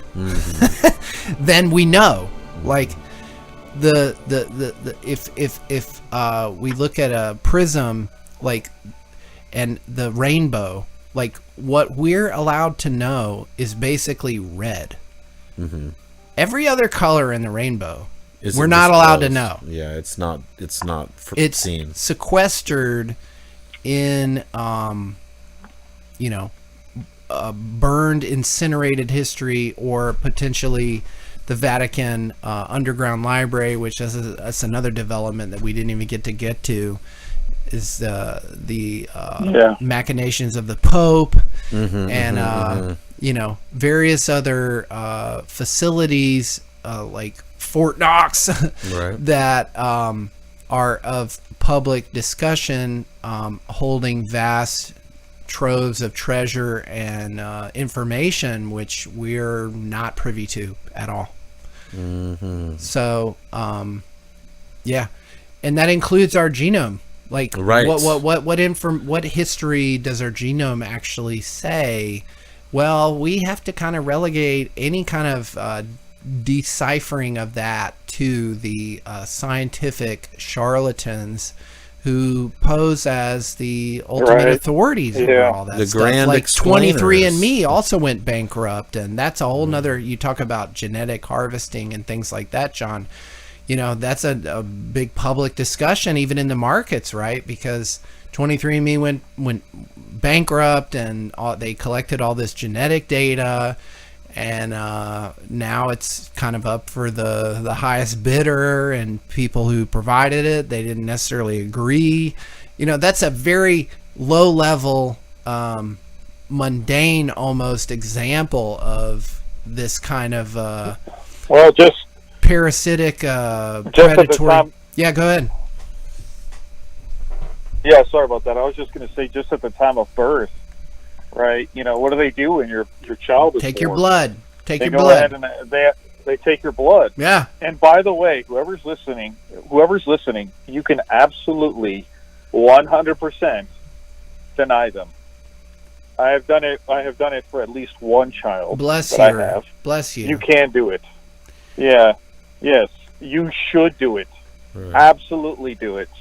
I'm guilty that I didn't. Them 100%. It doesn't matter. I did it for my first one. Luckily, I only gave one sample that I was able to see. Also, everything from foreskin and placenta, do not allow them to take. I'm with you there. Have a circumcision. Yeah, because they do use it for medical purposes that they benefit from.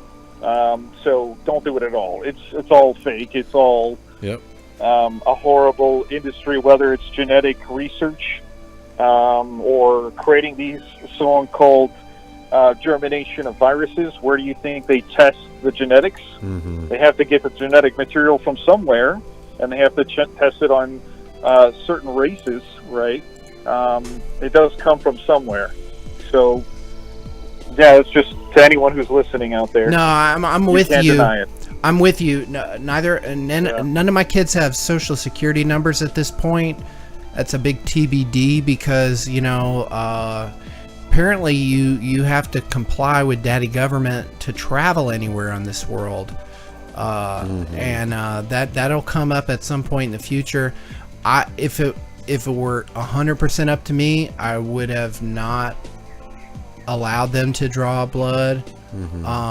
I totally agree. People should refuse it. They'll pressure you. They will pressure I was you. weak. Weak. I'll just say I was weak to the whims of my wife. And they employ a lot of intimidation tactics, and scare tactics. Absolutely. Like, hey, this is for health and blah, blah, blah, blah, blah. And we're not going to let you leave the hospital. People threaten you with inconvenience, things of that nature too.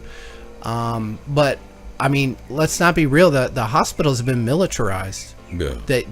They are straight up militarized. They'll threaten to take your baby. Yeah. I mean, they will take your baby. Don't be mistaken.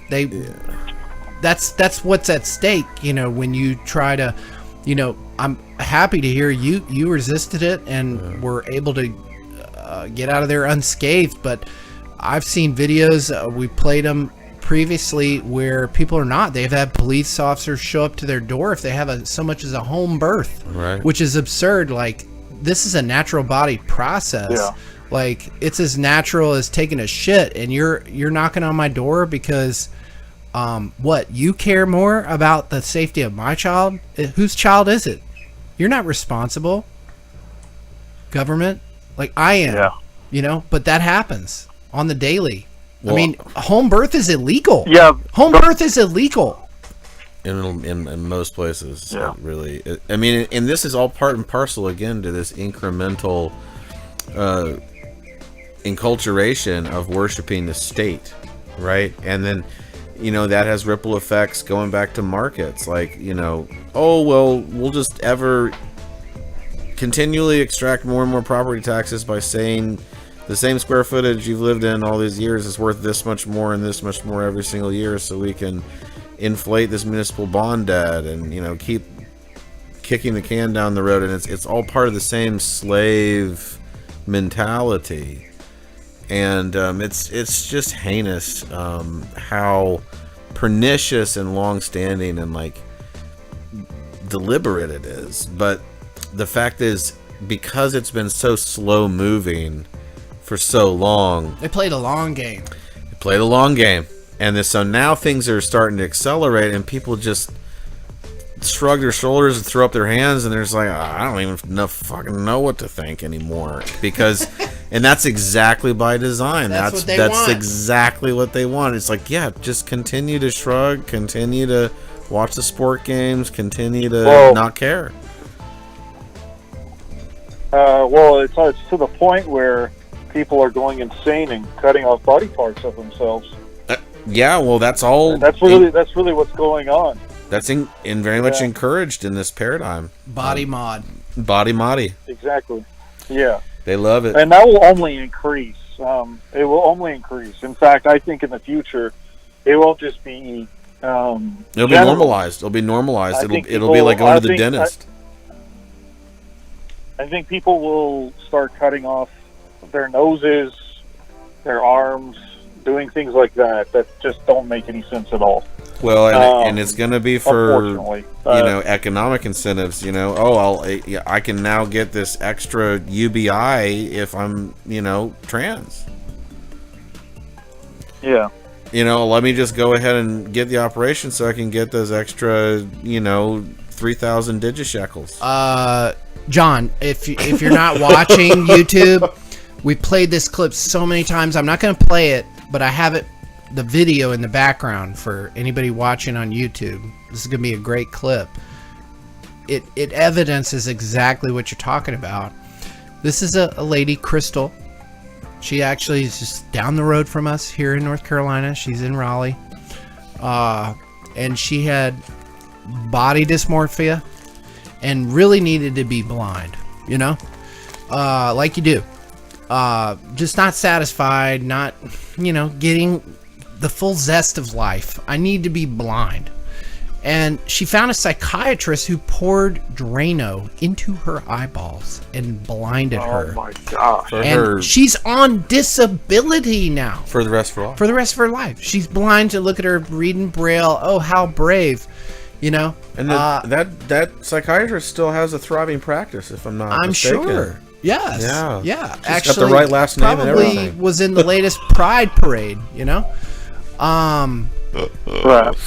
And, that's the kind of world we're in, man. This is now this is years and years ago. When people talk about Medicaid cuts, if they're even happening. This is what I hope is getting cut, because, you know, sorry, lady, you know, you took yourself out of the gene pool. I mean, for real, like, I can show you videos on the Hatsu people, Hatsambe people in Tanzania, Africa. They're some of the last hunter-gatherers on Earth. They would never fucking dream of blinding themselves. They wake up at 5 a.m. and they leave the camp to go hunt baboons so that they can eat that night. And all along the way, they climb up a tree, eat a bunch of honey from a beehive that's taken up in this hollowed out tree. They catch a couple mongoose, put them in their pocket for a snack later, and then they end up having a battle in the dead of night with a I don't know what you call it, a pack of baboons. They kill one or two, they go back and they're able to feed their family. Blinding themselves is like the absolute worst thing that they could possibly imagine. Yet this lady is kept alive basically by the citizenry through taxes and allowed to live this ridiculous lifestyle of blindness now. I can't even believe I'm saying blindness and lifestyle is in the same sentence. It was elective. It was by choice. But see, that's so she feels complete. I'm sorry. Yeah. Well, this is exactly the kind of stuff that will get you extra UBI in the future. You got to prove your dependency factors. Yeah. So the more dependencies or more vulnerabilities you have, the more you depend on the system, the more you'll get the company store digishekel. And this is going to be commonplace. I mean, you're going to have people doing all kinds of stuff to themselves in order to get that UBI. The initial training was all the various hoops people had to go through to become COVID compliant. Correct. Oh, I'm going to wear a mask. I'm going to, give an inch, they're going to take a mile. So that was the training program for a broader program of incremental self-sabotage and basically self-handicap. Yep. Essentially. Yeah. But hey, we are half an hour past our normal end time. I think it's a good time to kind of wrap up the show. This was an awesome show. Like we had great call-ins. We'll have to have a discussion on the Telegram about who deserves the 444 T fuel. I know Big Dog typically declines the reward, so it's probably between John and Smitty. I'm probably leaning towards John, since Smitty has won it so many times in the past. Yes. And John's a first-time caller. First-time caller, I think that's probably a good reason to give him the 444. And he was such a good caller. Absolutely. Very probing topics. Yeah, very probing, relevant. A different kind of angle than we've seen before, so that was super appreciated. Hope you guys enjoyed the show. This has been a pleasure. We'll hope to try to do another one in June. It's going to be a busy summer, but we'll see. Maybe late June, about a month from now, maybe. If you like the content, please subscribe, share the video in other channels and wherever else you talk about these issues. And if you like the idea of a bounty program where you can go edit Z-Tidic News content and publish it on our YouTube, you'll get kudos, shout outs, promotion, as well as we'll have to develop some sort of incentive scheme for T-Fuel payments for that activity. But if you're up for that, leave a comment down below and we'll figure out exactly how we want to roll that out. But this has been a great episode 53. Xavier's great. Yes, sir. Having you back over, man. Every time. Love it. Signing off.